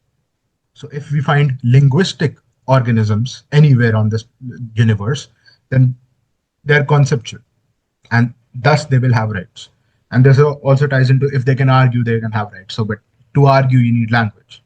So if they're linguistic, they're forming concepts. And linguistic in the sense that they're able to relate sounds or sight or something to, things out there, concepts, abstractions out there. So if if I'm able to point to this and say cup, and I can able to point to another very different cup and say cup, that's a good test. But this is a field of, let's say, animal psychology or human, like there's a psychological point. All philosophy has to say is that if it can form concepts, it is rational, everything follows. Well, obviously, like, there are, like, cases where, you don't know, like, the person you are interacting with, right? It could be a computer, but he is able to produce, let's say, ideas, thoughts, or engage with you in conversation. Computers But can't produce new thoughts. do we give them the, let's say, the rights? Computers right now cannot produce new thoughts. Everything that they have and everything they put out is So something that it's we gave. thoughts. It is thoughts that you. It's not sure, yeah, sure, but it's a computer is much more akin to, let's say, a parrot. If you have taught it certain things through a Okay. machine learning algorithm and it repeats it back What to you, if what if a person who has the intellectual capacity of a parrot, can he be owned? Like, let's say he does not have rights. you would have to prove that. You would have So to like, if somebody proves that, let's yes, say, they are not able to, let's say, form concepts, it would be yes, justified to make them a slave. yes. That would Okay. not be slave. That would just be the person does not own themselves. They're not capable. It could be a pet or something Yeah, else. it becomes a pet. Yeah, and which Okay. is fair enough. Like their own. If we look at it, how it will be in the real world, if someone is born with such an mental impairment, their family would simply take care of it, and there will be basically the quote unquote owners of that person. And so, fair enough. That doesn't cause much problems for us. So I think we are running out of time. So I Yeah, will just like to, focus. Maybe we could continue it sometime later. yeah. But the main point, like regarding the is or cap, the first claim that Ayn Rand makes is that life is a standard of value. That means That's not the first claim. I proved that to you yeah, through a series of I claims. understand. Like you showed that there are, let's say, two possible choices: a choice for existence, and then there is a choice for non-existence. Let's That's say, not the fundamental choice, right? Like the point is that these are observations. yeah, We are seeing these. but you will still have to make a choice to value life. That's the thing. It's not that you have to make a choice to value life.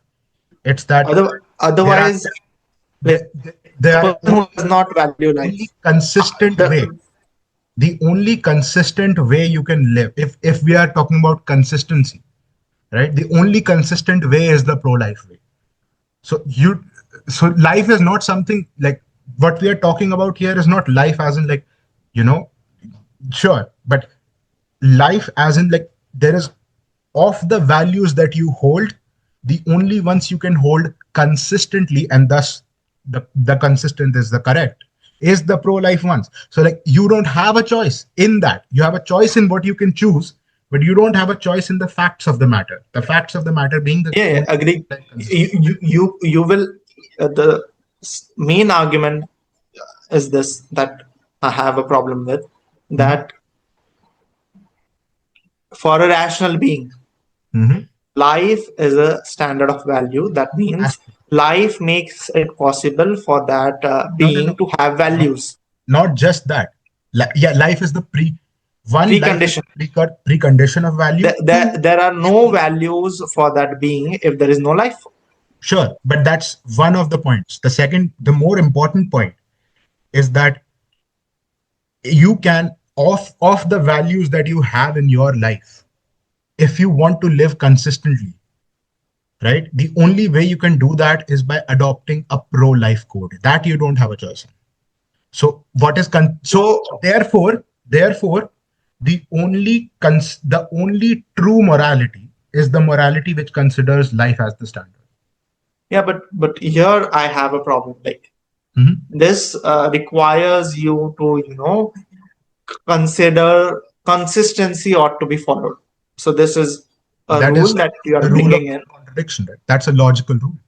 Yeah, That is but the rule that again, like you are making sure that you are bringing in a normative principle. Do you of understand this? of logic. You are bringing in, let's say, a normative principle that you should follow this rule. No, we are proving it. We're not bringing it in. We have proved it. You are saying that consistency ought to be followed. What if people find it, let's say, We didn't say that. what if people We didn't find say that that. We didn't say that. What we if said is that what is true is what is consistent. so for you have to be I think See, just the objectivist ethics does not say that you have to follow the objectivist ethics. It no, says no, that the I'm not objectivist claiming that. ethics is true. What the fundamental claim that is being made, that life is a standard of value, that because of life all values get their meaning. If there is no life, Not these that is one part of it. Also remember the second part, that the only consistent standard you can follow is life, and so again, therefore the only true standard is life. this is where I think I have disagreement, that Mhm. I don't think that it can be proven that the only consistent values you can follow is pro-life, I because did it. I did it right. Like imagine some one-year-old kid. I gave you a counter example for it. If a thief, Sure, but he has that skill of that is getting not away from, consistent. let's say, Like if he's always a thief, consistent would be if he's always a thief. yeah, he's always a Consistent. thief, let's But say. then he will. Then the expected probability rapidly approaches one that he gets caught and he Yeah, gets but punished. he's not getting caught. He is consistent with his arguments that Sure, as long we as, are living in reality, right? yeah, I We are agree. I inductivists. agree with What you. happens to thieves? Yeah, I agree with you that he is living in All he reality. does, if everything he has is stolen, in what window of time will he suddenly find himself perishing? That's the question to ask. Not in abstraction, discontinued with reality, but in reality. My point being, he can consistently make the point that even That choosing is not what is being said. Can he yeah, consistently I put agree, into but action? at least let me frame Sure. let's say counter of it, and then you can tell me Sure. where I'm getting it wrong. Mhm. The thief who is, let's say, justifying that because he does not get caught, he believes he has self-confidence, he has skill. He's making a point that anti-life, or let's say approach that is not pro-life, that is increasing the odds of him getting caught, is not necessarily a problem for him. Also, He's consistent in can I his ask you, logic. is Yeah, he consistent? Does he eat food? obviously. That's a pro-life value. So he's not Yeah, completely so consistently so anti-life. you could be consistent with a lot of pro-life values, but you can be So, so, inconsistent with certain actions. so what we are saying is, What if he that's true. defines It what is if it possible. It is possible for a person to be completely pro-life. It's not possible for them to be completely anti-life. Correct? Yeah, I'm not disagreeing with that. Then, then it stands that the pro-life case is true because it's the only case No, it standing. does not. It does not, because let's say All his else ability, contradict each other. his his, All else his contradict themselves. let's say, because why does it not follows? Because let's say for him to get food, he need money, and for him to get that money, he needs some profession.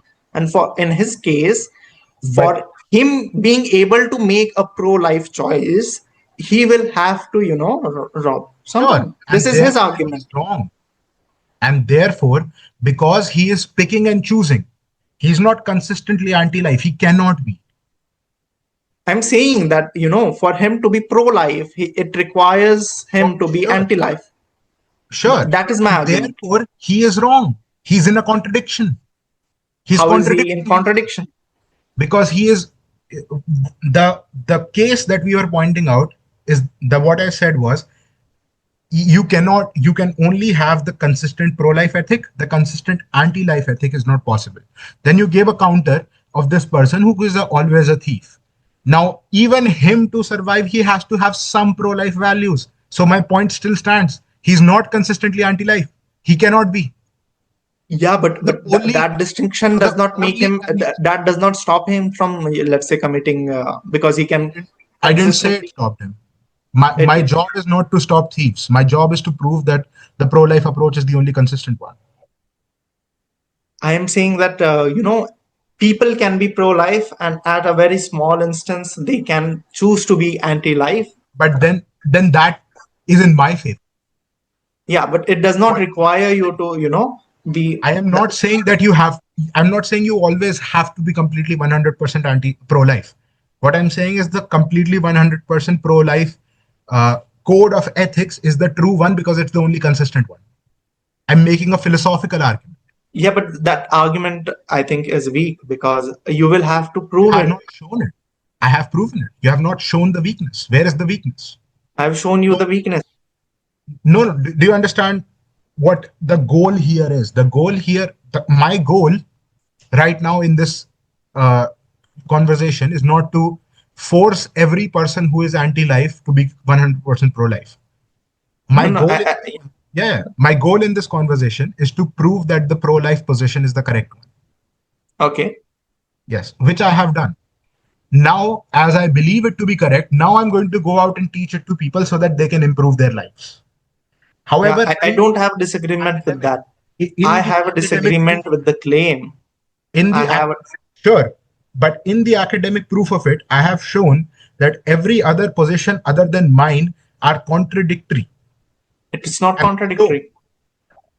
if that's the thing, the two choices, Tell me, do you know the three laws of logic?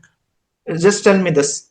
Hmm? When you say contradictory, what do you mean by it? That it contra do you That know the means three laws that of there logic? are two positions and only one can be true. Yeah, Now tell me, if both things, there are two propositions which both are true, is that contradictory? but if one is A and the second is A not, then they can't be both true.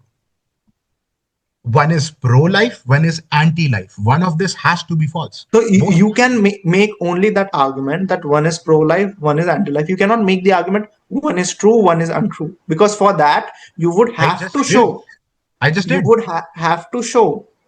You would have to show. Understand this in a bit.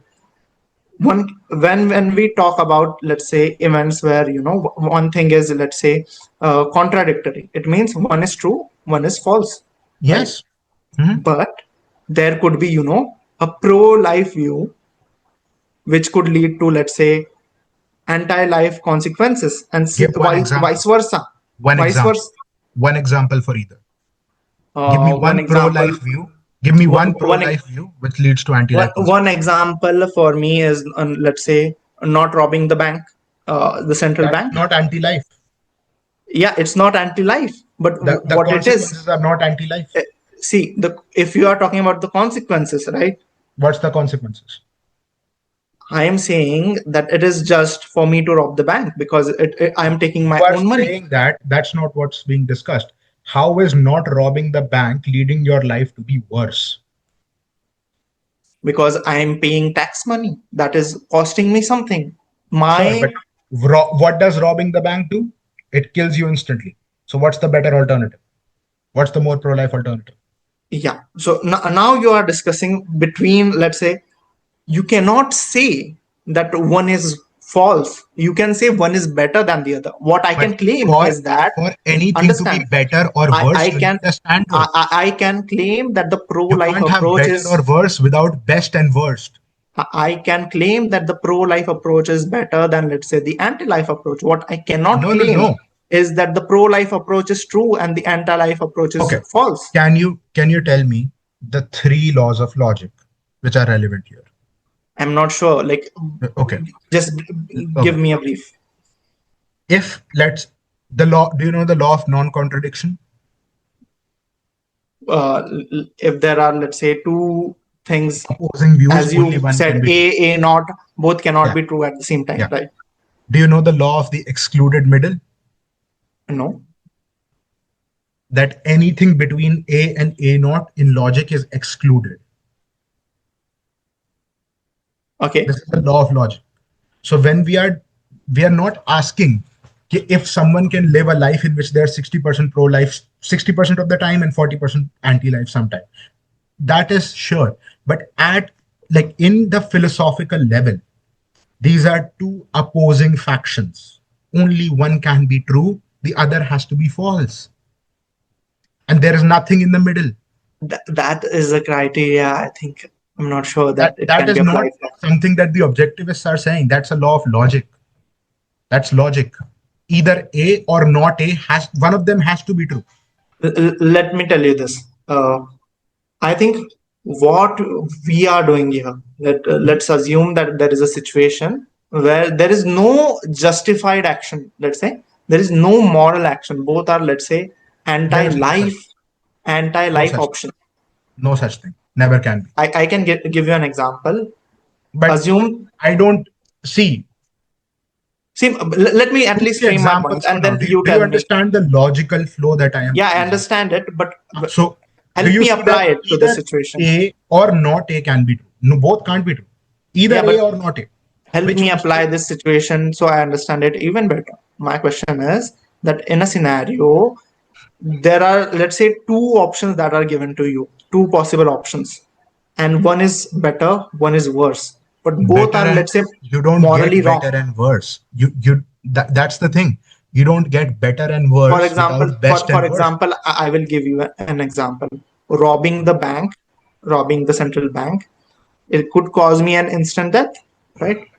And not robbing the bank is, let's say, does not cause instant death, but it does lead to, a point where I am actively being coerced. Robbing the bank can lead to an but one of and them, not robbing a bank will lead me to immoral. They're not immoral. So I'm asking one you is moral. I'm asking you in those two, one is moral. Not killing yourself instantly is the moral choice. I think we disagree because there is not 100% guarantee of that you would get killed. There is. Well, Go right now. there Try. is this. Try right now. There is an issue. Let's Once say again, we are living in this world. yeah. Try right now. Obviously, people do rob the banks and closest get central away bank, with it. try to rob it. It does not see. People do rob banks and get away with it. That is not a, let's say, an empirical fact that destroys an argument. I'm not making that case. That's a different argument. Yeah, but then what you are saying is that I know that I can get away with it, then that's a different thing. But if you're talking about the normal person, then the normal person's probability of getting killed but I'm not talking about a normal person. I am saying you have to if you are given a scenario where if I could get my money back and have no threat to my life, of course I would. Yeah. So I'm asking you this. Then that's the more moral position. That's the more. I'm asking you this. For example, let's say in democracy, right? You usually have to choose the word less words between the two. Usually, that is a normal person. Let's say if there is a moral choice. So yeah. So I'm getting to it. I am getting to it. Or more moral choice. I am getting to it. When you say that something is, let's say, a bit less worse than the other thing, you are doing a comparison. That is not, let's say, a 0 and 1 comparison. Can I ask something? Yeah, go ahead. To compare anything, do you need a standard? To compare things, do you need standards? Yeah. Yeah, sure. So you still need life as a standard. You need what as a standard? You still need life as a standard here. Yeah, but the standard. That's why when we are doing philosophy, we are isolating the cases so that we can. In science, we do it as well. We isolate variables. So that we can do it what I'm saying is like, for the democracy example, both of them are, let's say, worse options for me. For you, if they're equally worse, then you don't choose. But no. They're not going to be. Understand. One of them is going to be better for you. You choose that. Yeah, guy. One is better. I'm not according to your life. I am saying that it does not mean, it does not translate to one is true and one is untrue.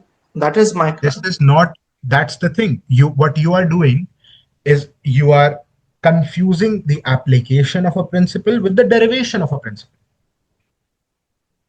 In the derivation of the principle is where you find out if the principle itself is true or false.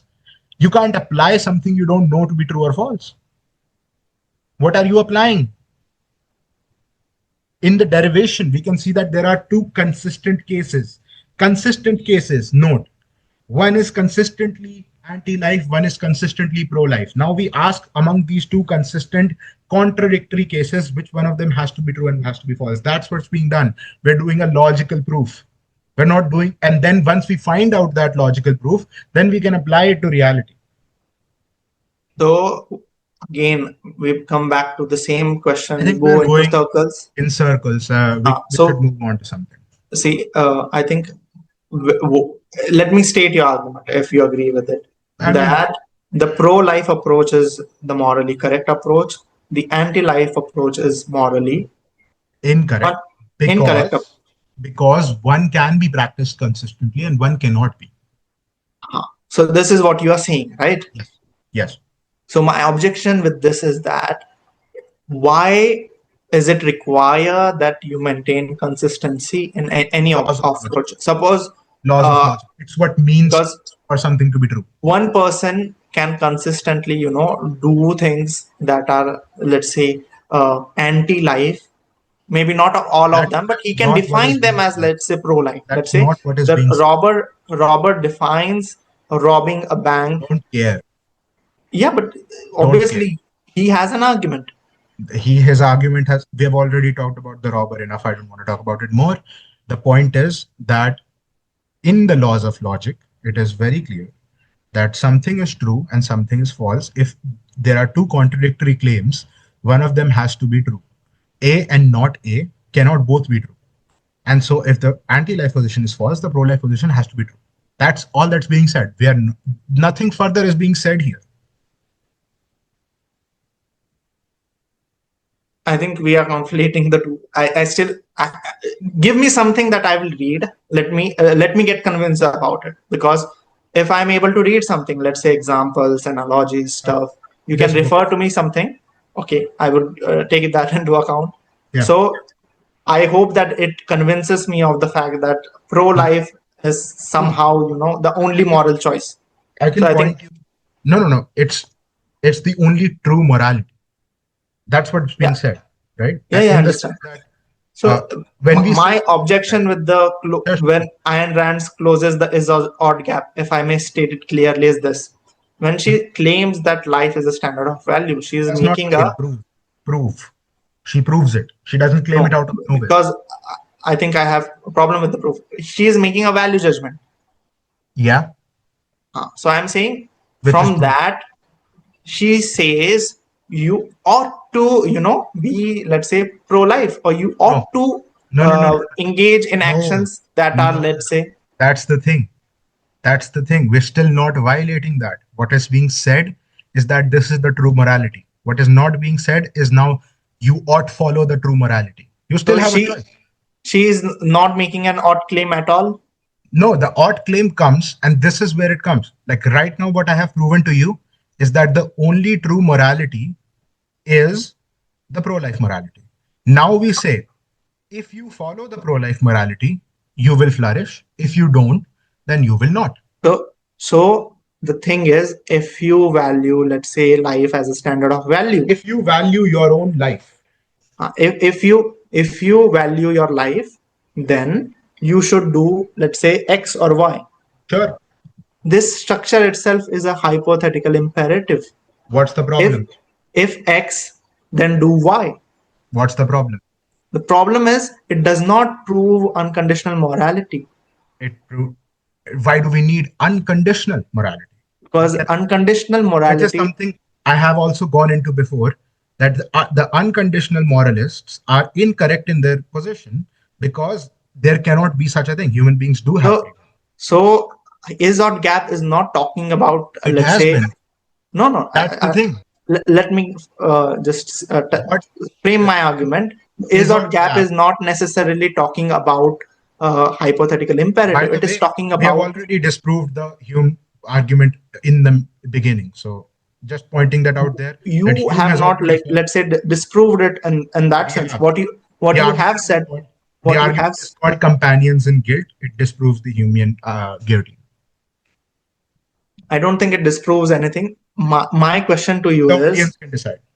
okay, we could agree to disagree, but at least let me frame what my position is.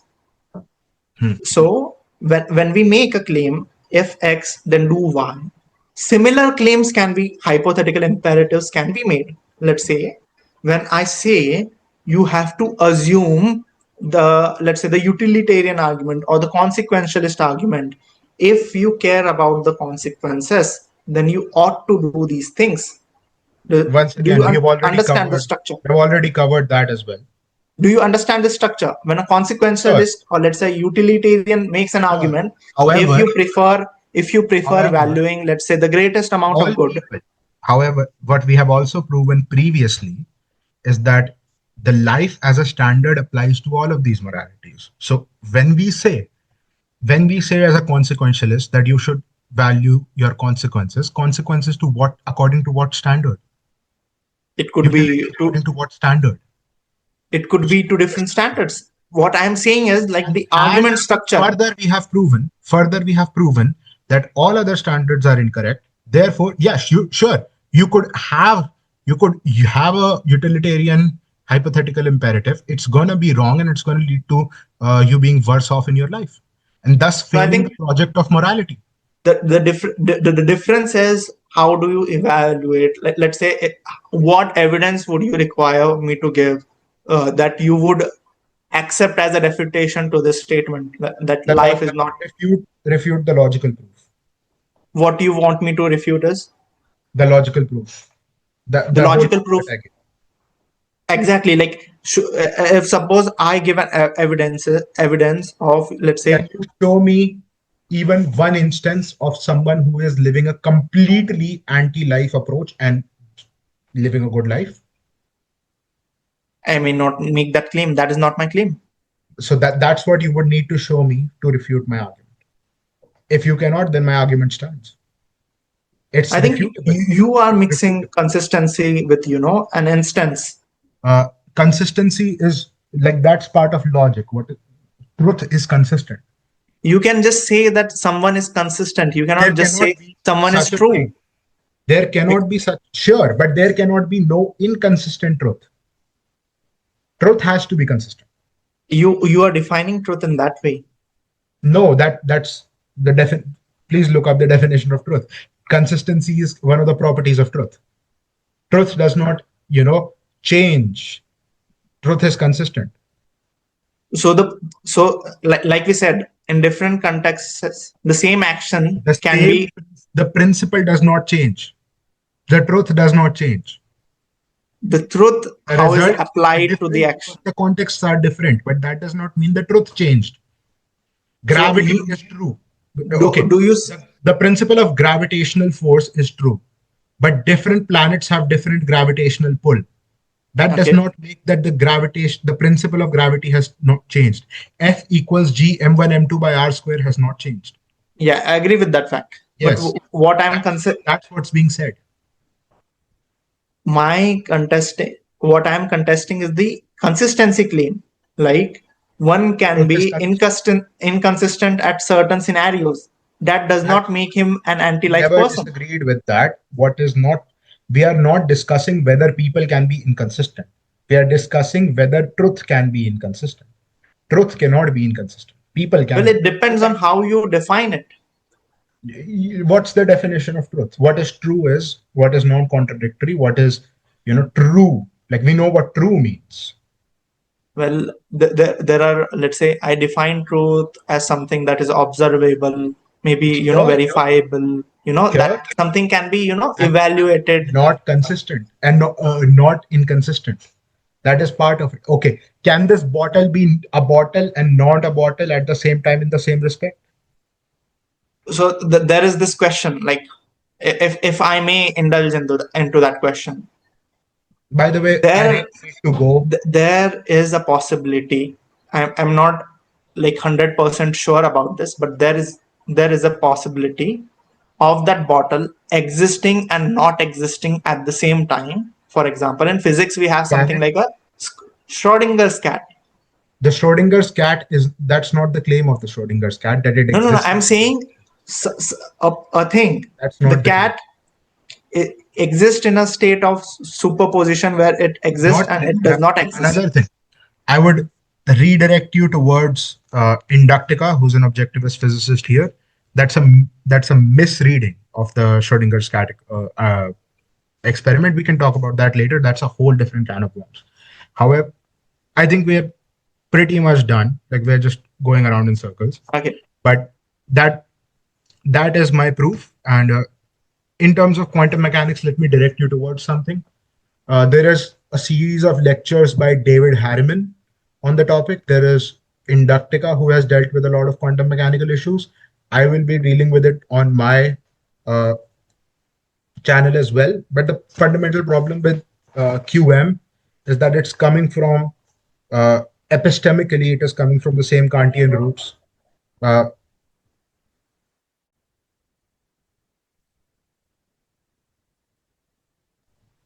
Yes.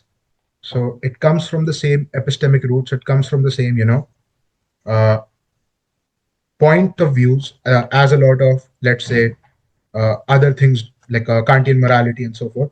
And the epistemics are wrong. And therefore, even though the experiments are correct, they're coming to wrong theoretic conclusions. And so that is a project that remains to future physicists to correct a lot of that. But for example, in the Schrodinger's cat equation, like cat situation, the mathematical formulation that is the superposition principle does not mean that it's both. It means it's either A or B. We do not know. It's A or B with this probability. So you write A alpha plus It's B. not like binary. It is somewhere between the two. No. When you like that's the Do probability. you know that When how quantum computers work in I know. superposition? I've So worked. Yeah, I've worked on they can at the same time hold, let's say, in both those states. probability point. Yeah, They don't I agree actually with hold that. them. It's I they don't agree with that. actually hold When them. you When you cannot, actually check, it's one. It's a probability model when when you are not able to verify it, that is the thing. so that's where probability comes in. So Yeah, that's a whole different thing that is but not that does not metaphysical. refute, that does not refute the claim that one thing can exist and not exist at the same place It at the it same time. does. It does. Well, Whenever I it would is, have to look at the proof. yeah, Just you would. But we will do that.